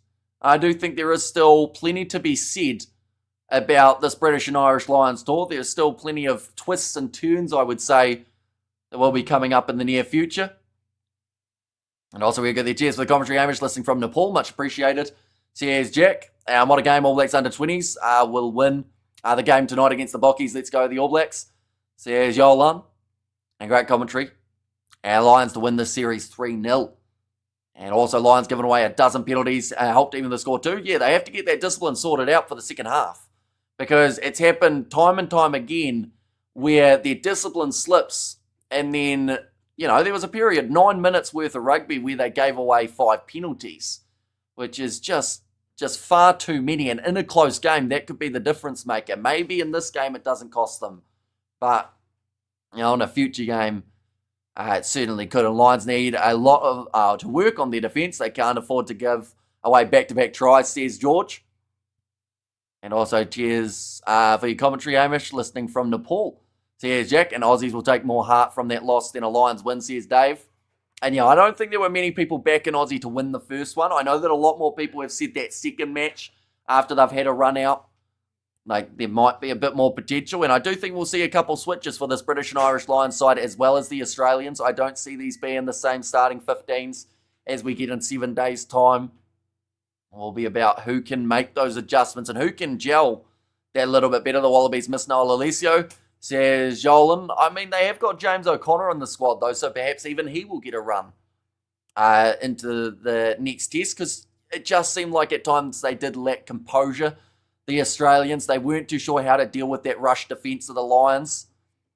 And I think that did hurt. Furlong and Earl, lucky not to be yellows, says Jimbo. And unbelievably, I'm still sober. What a difference Kiwi Rob makes, says Christopher DeVette. And England have pretty much more or less gone above France after they lost 3-0 to New Zealand, says George. And there too. Yeah, I don't think England can gain a huge amount from their game up against the USA in terms of those overall rugby rankings. But, yeah, first match in the books of the British and Irish Lions tour. The Wallabies defeated by 8 at Suncorp Stadium. Second match just around the corner, 1 week away from starting up. It has now ticked over midnight for us here in New Zealand. So just to let you know, the next games that I am going to be covering on the channel, the next one will be at 2 a.m. New Zealand time. I am going to be doing the matchup between Georgia and South Africa. That one will be an intriguing contest. See what they can do there. But alongside that, we've also got the under-20s game, which I am still calling the match of the weekend. It's going to be New Zealand versus South Africa. The last time that they had a matchup for the Under-20 Rugby Championship, it was absolutely phenomenal. Back and forth rugby at its finest. So, yep, we'll have to wait and see whether or not can be the case this week as well. But nonetheless, I do thank you all very much for tuning in. I'm not 100% sure whether or not Tony and Mark were still going to be popping on to the channel for a little bit of a post-match, because I think they were going to be doing their review first. So we might have to try and get them on maybe for some other time. I'll walk in the park for the Springboks, says Yolan. And we have got it'll be midnight here in Taipei for the Georgia game. I'll still be in my pool, says Christopher. And cheers, Hamish and all, says Studs Rays. And there as well. But just quickly, next game for the British and Irish Lions, it is up against the First Nations and Pacifica XV. And that is going to be in what was 4 days' time, 18 hours. But now that's only about 3 days away from that contest taking place. And then Australia versus the British and Irish Lions, that is next weekend's fixture. And then the weekend after that, that will be the third and final. We have got there Eric and cheers, Hamish and all. And also is Jimbo, though. And also we have got there Walk in the Park for the Springboks. That game up against Georgia might be one-sided, I will admit. But it should still be a very entertaining one to see how the new look South African side do end up going. Quite a few returns into the team, but also those young players in the front row. A new number 8 in Cobus Visa, somewhere that he hasn't played throughout his whole career. And then, like I said, what I feel could be match of the weekend with the South Africa versus New Zealand final of the Under-20 Rugby Championship. But, nonetheless, do I stop now or do we wait for Mark and Tony? Do let me know what you guys do want to see. I am happy enough still chatting for a bit longer. If people want a bit more of a summary, I will mention once again, before he's even joined, apologies for Tony's language in advance, if we do get them both on. But yeah, busy day in terms of the rugby world.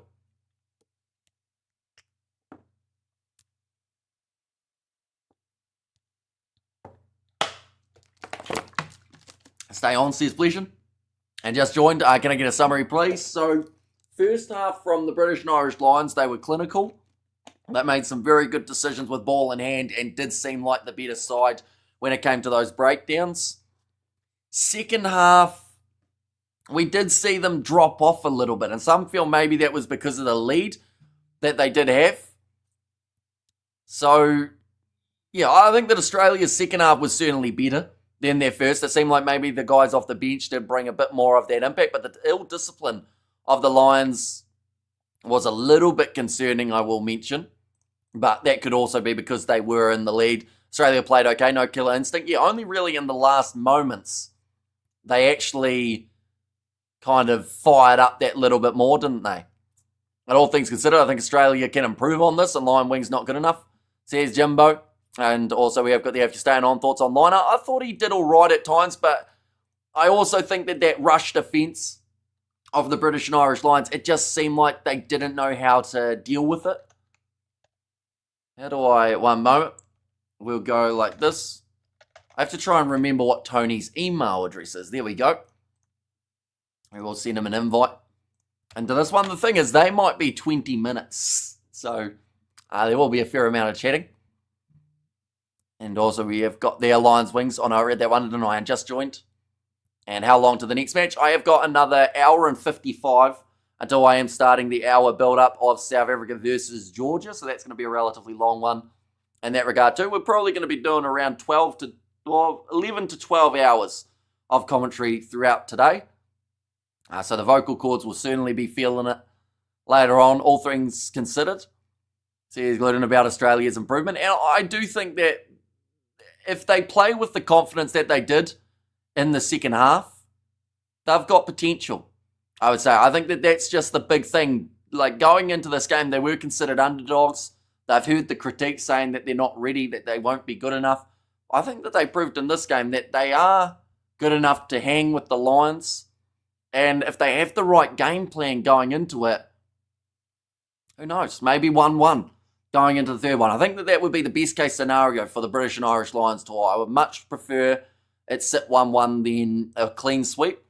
I reckon your market is not people not in New Zealand, says Marcus. I think it's a little bit of both. We have got quite a high number of viewers from New Zealand, also quite a few from South Africa, from Fiji, from England. We've got quite a few continents covered on the channel, which is fantastic. Does anyone think Curry should have got in yellow for the tackle in the air before the half time? So that was the tackle on Tom Liner. It was definitely a dumb one from Curry, but I think because of how Liner landed, they said, it wasn't bad enough. And Jacques responsible for world line speed, destroying back play. We all play Bok rugby now, says Jimbo, and it was a bit one-sided really. The next game can go either way, but I think it's going to be more brutal for Australia. First couple of matches were great, but then the Lions' performance dipping during the tour. And you have a good audience from South Africa. I reckon a quarter of your viewers are South African, says Tom O'Hart, which is great news because we have got 2 more games involving South African sides just around the corner. The match up against the Georgians. We are going to have the big build-up for that. And then alongside that, I've also got the match of the under-20s between New Zealand and the South Africans. Early predictions for the Rugby Championship. It's the only upcoming Bok games I'm really interested in, says Christopher. I think that the thing is, I want to say, and I know that I will get stick for this, but I think South Africa are favourites heading into that Rugby Championship. The big deciding factor will be those 2 test matches in New Zealand up against New Zealand for the Boks. But if they win one of those, I could see them going on to win the comp. If they win both of those, I could see it happening well and truly. And we have got the early predictions for the Rugby. Oh no, I read that one, didn't I? Which country tops your viewership list? It depends on the month a little bit, to be honest. Like, in terms of the overall, I'll see what the lifetime information is. I don't even know where to find that. I think it's in analytics, maybe? Audience? Is that how we find it? How do I do this? As you can tell, it's top geographies. So in my lifetime of geographies, it is loading. It's taking its time because it is quite a few years that it has to go through. In my lifetime, 41.5% of views on the channel have been from South Africa. There you go. When I say South Africa not favourites, and we cover the Ladies Rugby World Cup, I do want to. So hopefully we'll be able to do so. South Africa tops your audience. Says Bruce. Yeah, it also tops, unfortunately, the most abusive comments, but I guess that's also because of the odds of the percentage of where the viewers are from. Most people are pretty nice on the channel, I do have to admit. South Africa have won 67% of their test matches since 1891. Ireland got to be third biggest audience. Ireland are not in the top 5, believe it or not. But yeah, interesting stats. I haven't actually looked at those. I'll be honest, I don't really look at statistics. I just normally upload the videos and do the live streams and then get ready for the next one. Same as you do an incredible job. Says Be Ventures, thank you very much. It is greatly appreciate you being here. The Ladies USA game is actually on free-to-air TV on CBS today. And the men's game is on pay.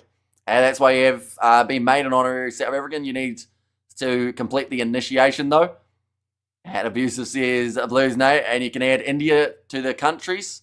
British expert in the Punjab, says Stephen. And Beaten in the quarter, says Jimbo. And Neil, says Jeremy. Who's Neil? Who is this Neil that we speak of? You should be proud. New Zealand have an all-time test record overall, says Big Rig Joe. And NE, says Jeremy. I think he's trying to write Neil again. More than 3/4, says Big Rig Joe. But yeah, Tony and also Mark, I'd like to think won't be too far away. I think it is once Mark has done the review of the match, then they were possibly popping on. Either that or I guess we'll give it about 10 or so minutes. Your single Taiwan viewer is also a South African, just to be clear, says Christopher Vet. Your commentary is awesome, says Sandra. I actually might look at this for a second. I want to see where is our lowest country, like that we've had 1 or 2 views from across the channel's existence. Is that an option that we can see? I have to export it to see more results. Botswana has had 22,000. That's a number that's a bit higher than I would have expected. Who else is in the top that you wouldn't think would be there? Where have we had? From, I'm looking at these and they all look about right, to be fair. From Spain, we've had 138,000 views. South Africa's are rude online, but in person they are nothing like that. I think it's because they are mostly misunderstood by the rest of the world. Normally South Africa debate is considered a rude elsewhere. So soon, 1 view from North Korea, says Big Rig Joe, and a Continental Cup would be interesting. Teams representing the continents. A minimum of 3 countries must be represented in each team, says Mark. I love the Kiwi lad, says Blues Nate. And Neil Young, says Jeremy. And your commentary is awesome, says Sundra. Thank you very much. Greatly appreciated. I'm going to click the export button, but I'm worried it's going to crash my whole computer.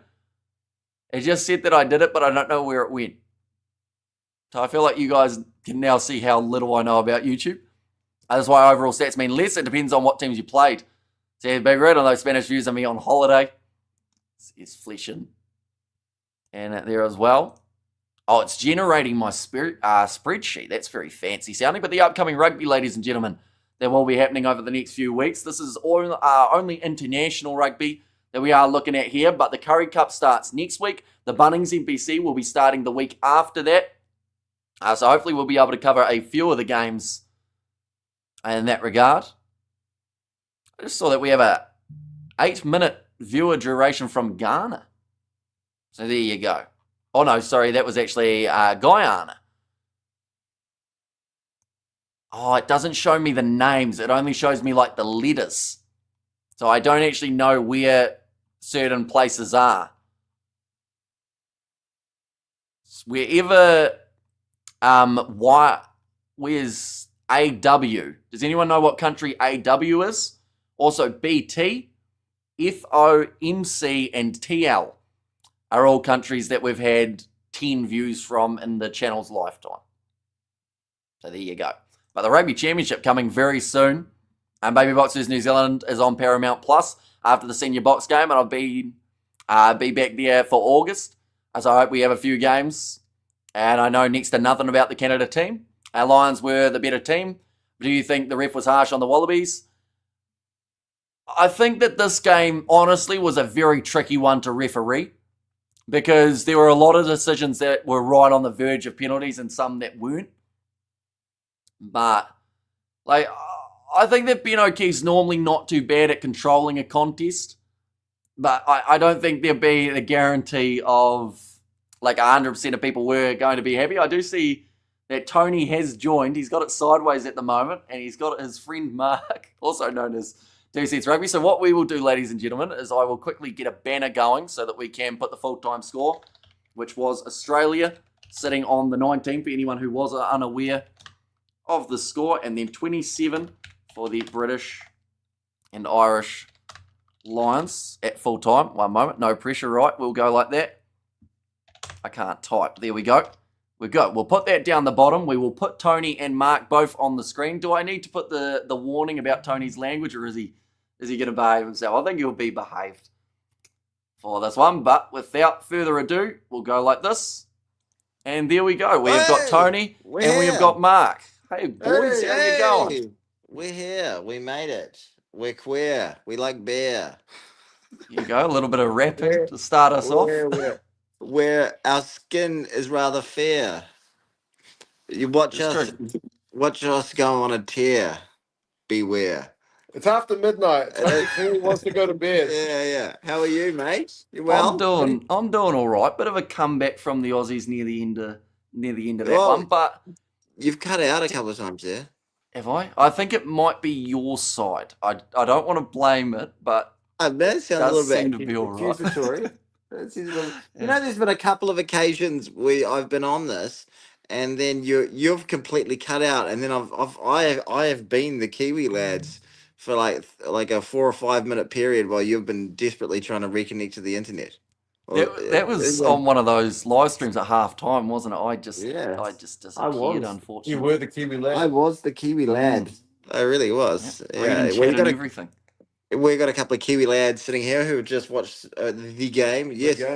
I think we were just saying in his post match, which I'm sure all your viewers are going to watch, that even though the scoreline is 19-27, it still felt as though the Lions always had that in hand, and the Aussies weren't quite threatening the game at any stage, even though you're just always wanting them to score another try. You know, what do you think, Mark? Never quite got back to like being threatened to losing their lead, you know what I mean? It's like the passing of the phone, wasn't it? Yeah, I think that Australia, they look better with their bench, didn't they, in terms of that late change. McDermott almost, you'd have to say, probably needs to start the second test now just to see if that combo. I'd love to see James O'Connor back in the 10, though, have that red soul duo as that controversial. That combination.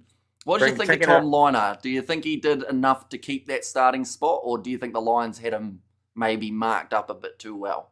No pun intended, sorry, Mark. Yeah. I think go with Donaldson for test 2, but I think Joe likes his consistency, so he still sticks with Liner, but we'll see. Yeah, I thought he didn't play badly. I think especially for his first test start against the Lions, like he looked relatively composed out there. He didn't do much wrong, but I don't think he bossed the game in any sort of significant way. I struggle to see where the magic's going to come from with him a little bit. Like, I think they're going to have to rely on something a little bit out of the ordinary, and maybe Donaldson or O'Connor can give that to you. But Donaldson looked good when he came on, didn't he? Yeah. Tate looked good. Like Hamish just said, I think the Wallabies got pretty good value from their bench, but they still never really looked like cutting the Lions guys to bits. Almost said bitch. I don't want to swear on the lads. He said bitch. They had to really work hard. Like for the Desano try, they had to really work so hard for it. Whereas, when the Lions scored through Sheehan, it almost looked a bit too easy. Yeah, that's right. There was a couple of almost soft tries. Jorgensen looked great. I thought he was the best player for the Aussies on the park tonight. That try where he went up for the high ball was outstanding. It really was. It was fabulous. It's just a great 50-50 contest, wasn't it? In terms of him and Keenan actually theoretically both won that, but it just seemed like Jorgensen wanted it a little bit more. And you left us for a second. What do you mean? Am I back now? You are back. Ask the crowd. Ask the people if it's you or if you're disappearing on them as well. Are they saying? Do let us know, chat, whether or not I am the one who's cutting out or whether it is Tony and Mark. I did learn, though, from that little bit of a gap. Of course, we were talking about the game, but I have had 10 views from Aruba. Fun fact, that is one of my lowest geographical locations, as well as Bhutan. So Oh, wow. there you go.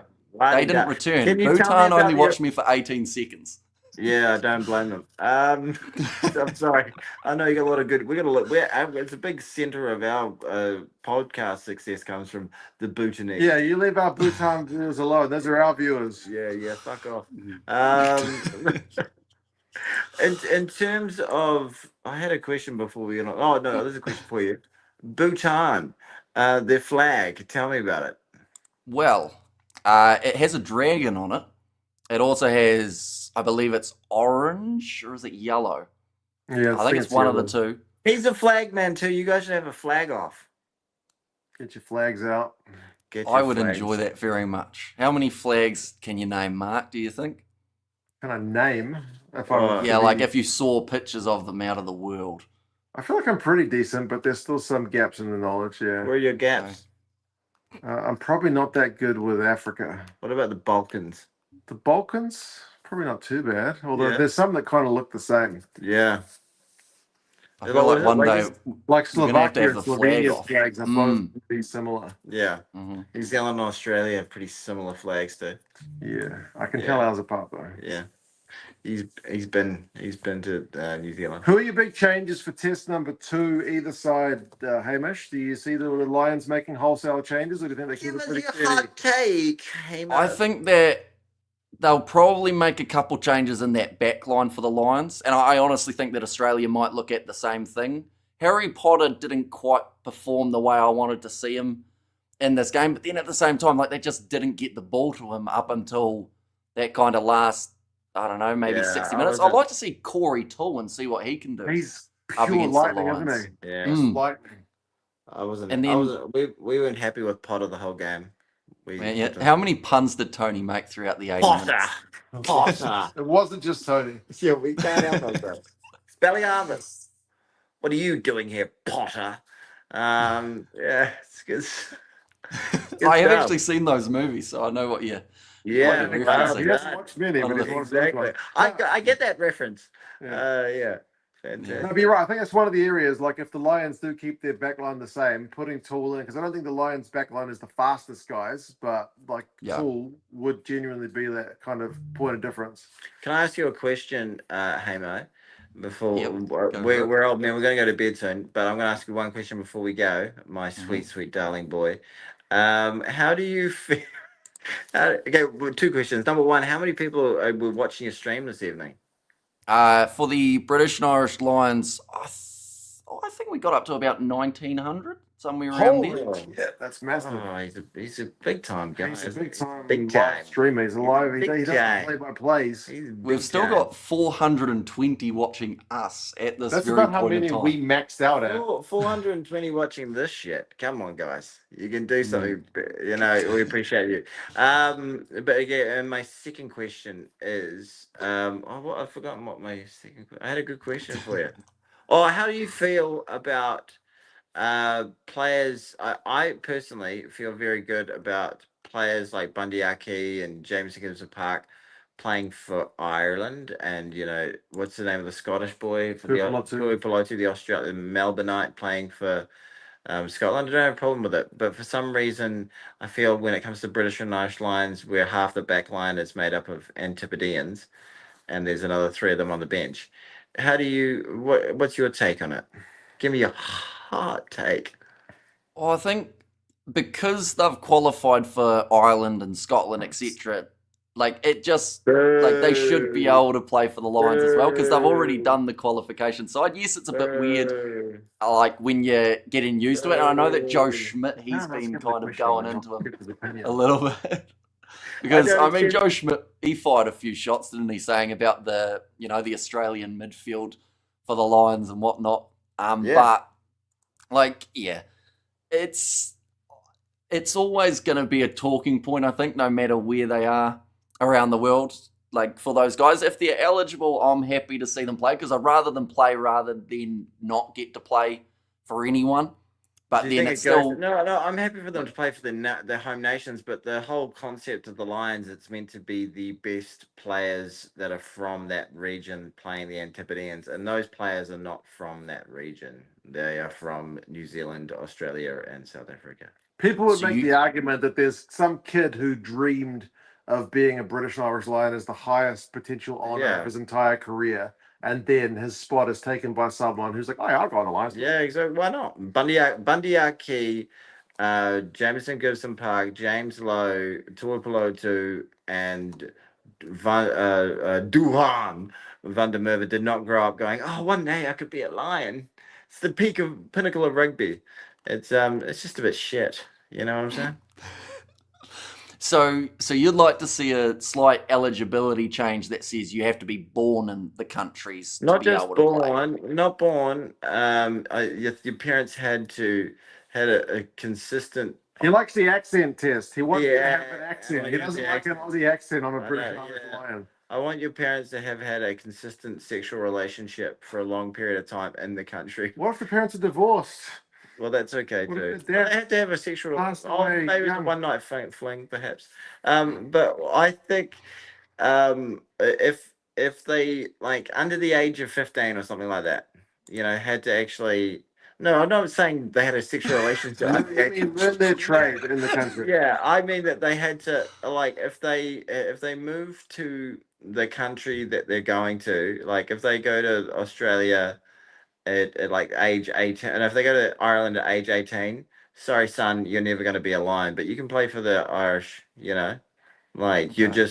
your roots aren't deep enough to play for the Lions. You're not going to be the best of the British and Irish Lions team. So players can go over and they can play professionally. They can reap all the rewards they can from international rugby, but the Lions are a different thing. The whole concept is the best players of those isles playing, the best of our little, our part of the world, and it just feels a little bit silly when they've all got bloody South African, Australian, and New Zealand accents. It's a divisive topic. There are people in both camps on that one. Yeah, what's the chat saying? I'm sure they're all agreeing with me, 100%. We've got Thuds Ray saying Tony going to get cancelled by rugby tubers. There you And go. we have got the go to bed from Jimbo. Yeah, it's a And good also, chat. how deep should that roots be? Says Christopher. Yeah, because I guess that's always the question. It's like you can draw the line, but then there's always going to be guys who'll be a grey area. But what about someone who came there as a 16-year-old? Why not a 15-year-old? Like, where do you draw the line? You got to draw a hard line. It's always a bit arbitrary. Yeah. Oh well. Anyway, we'll have to write a letter, won't you, to World Rugby and see whether or not they get back to you. Well, it's not World Rugby's decision. Everyone blames World Rugby. This Yeah. is the British and Irish Lions' decision to make. Yeah, that'll do it. All right, player. Well, we love you, but we got to leave you because old men need to get. We don't just wake up like this. 6 hours of work. We need some. Are you staying up for South Africa, Georgia, or are you going to bed? I am staying up, and then I'm also doing the under-20s New Zealand South Africa game at 6:30. He's still got it's 12 o'clock now. He's still got 6-7 more hours of. You're an absolute. You're a beast. You're a young man. Enjoy your youthful energy while it lasts. Yes, Cheers. You too shall age. soon you'll be a decrepit old raisin like us. Okay. That's quite a statement to end People on, never isn't it? think it's true when it happens. Like, Yeah. anytime you tell someone young they're going to get old, it doesn't seem They're real. like, But it happens. nah, but no, that won't happen because right now I'm not old. Yeah, exactly. I'm Yeah, young. but then- I am starting to feel it a little bit. This chair's pretty brutal for the multiple hours, but I Why will don't have you to get head up a- to Auckland at some point, of course, for 2 cents gets distracted. If that Oh, offer's yeah. still. We've got nice chairs up here. We've got pretty uncomfortable. We actually Comfy sit on chairs. pretty. We do have normal chairs, but we sit on pretty uncomfortable chairs for the podcast. That's why it's always an hour, because we can't handle it any longer. Yeah. We never sit on nice chairs. All right, player. Thank you so much for Alrighty. having us. No worries. We're And gonna yeah, say thanks for goodbye. coming on. Thank you to all your wonderful people watching too. I hope they enjoyed the rugby. Cheers, Alrighty, Hamish. and yeah, we'll catch up some point in the future. We'll have a flag off at some point. Yes. Yeah, exactly. That's just a euphemism for some strange sex act. I know it is. You crazy boys. Oh well. On that note, See you later. We'll see you later.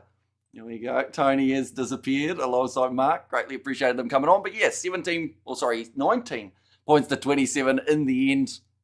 And we've got another match happening in an hour and 30 minutes time. We are going to be starting the commentary for Georgia versus South Africa. But yeah, be sure to tune in for that one. I am going to go have myself some dinner, seeing as it is 12:30 a.m. But I thank you all very much for being here all throughout the match. All 400 of you have stuck around even afterwards. It is greatly appreciated. And yeah, like I said, we're ready to go for that next contest in 90 or so minutes. But cheers for watching. I will see you all for the next one.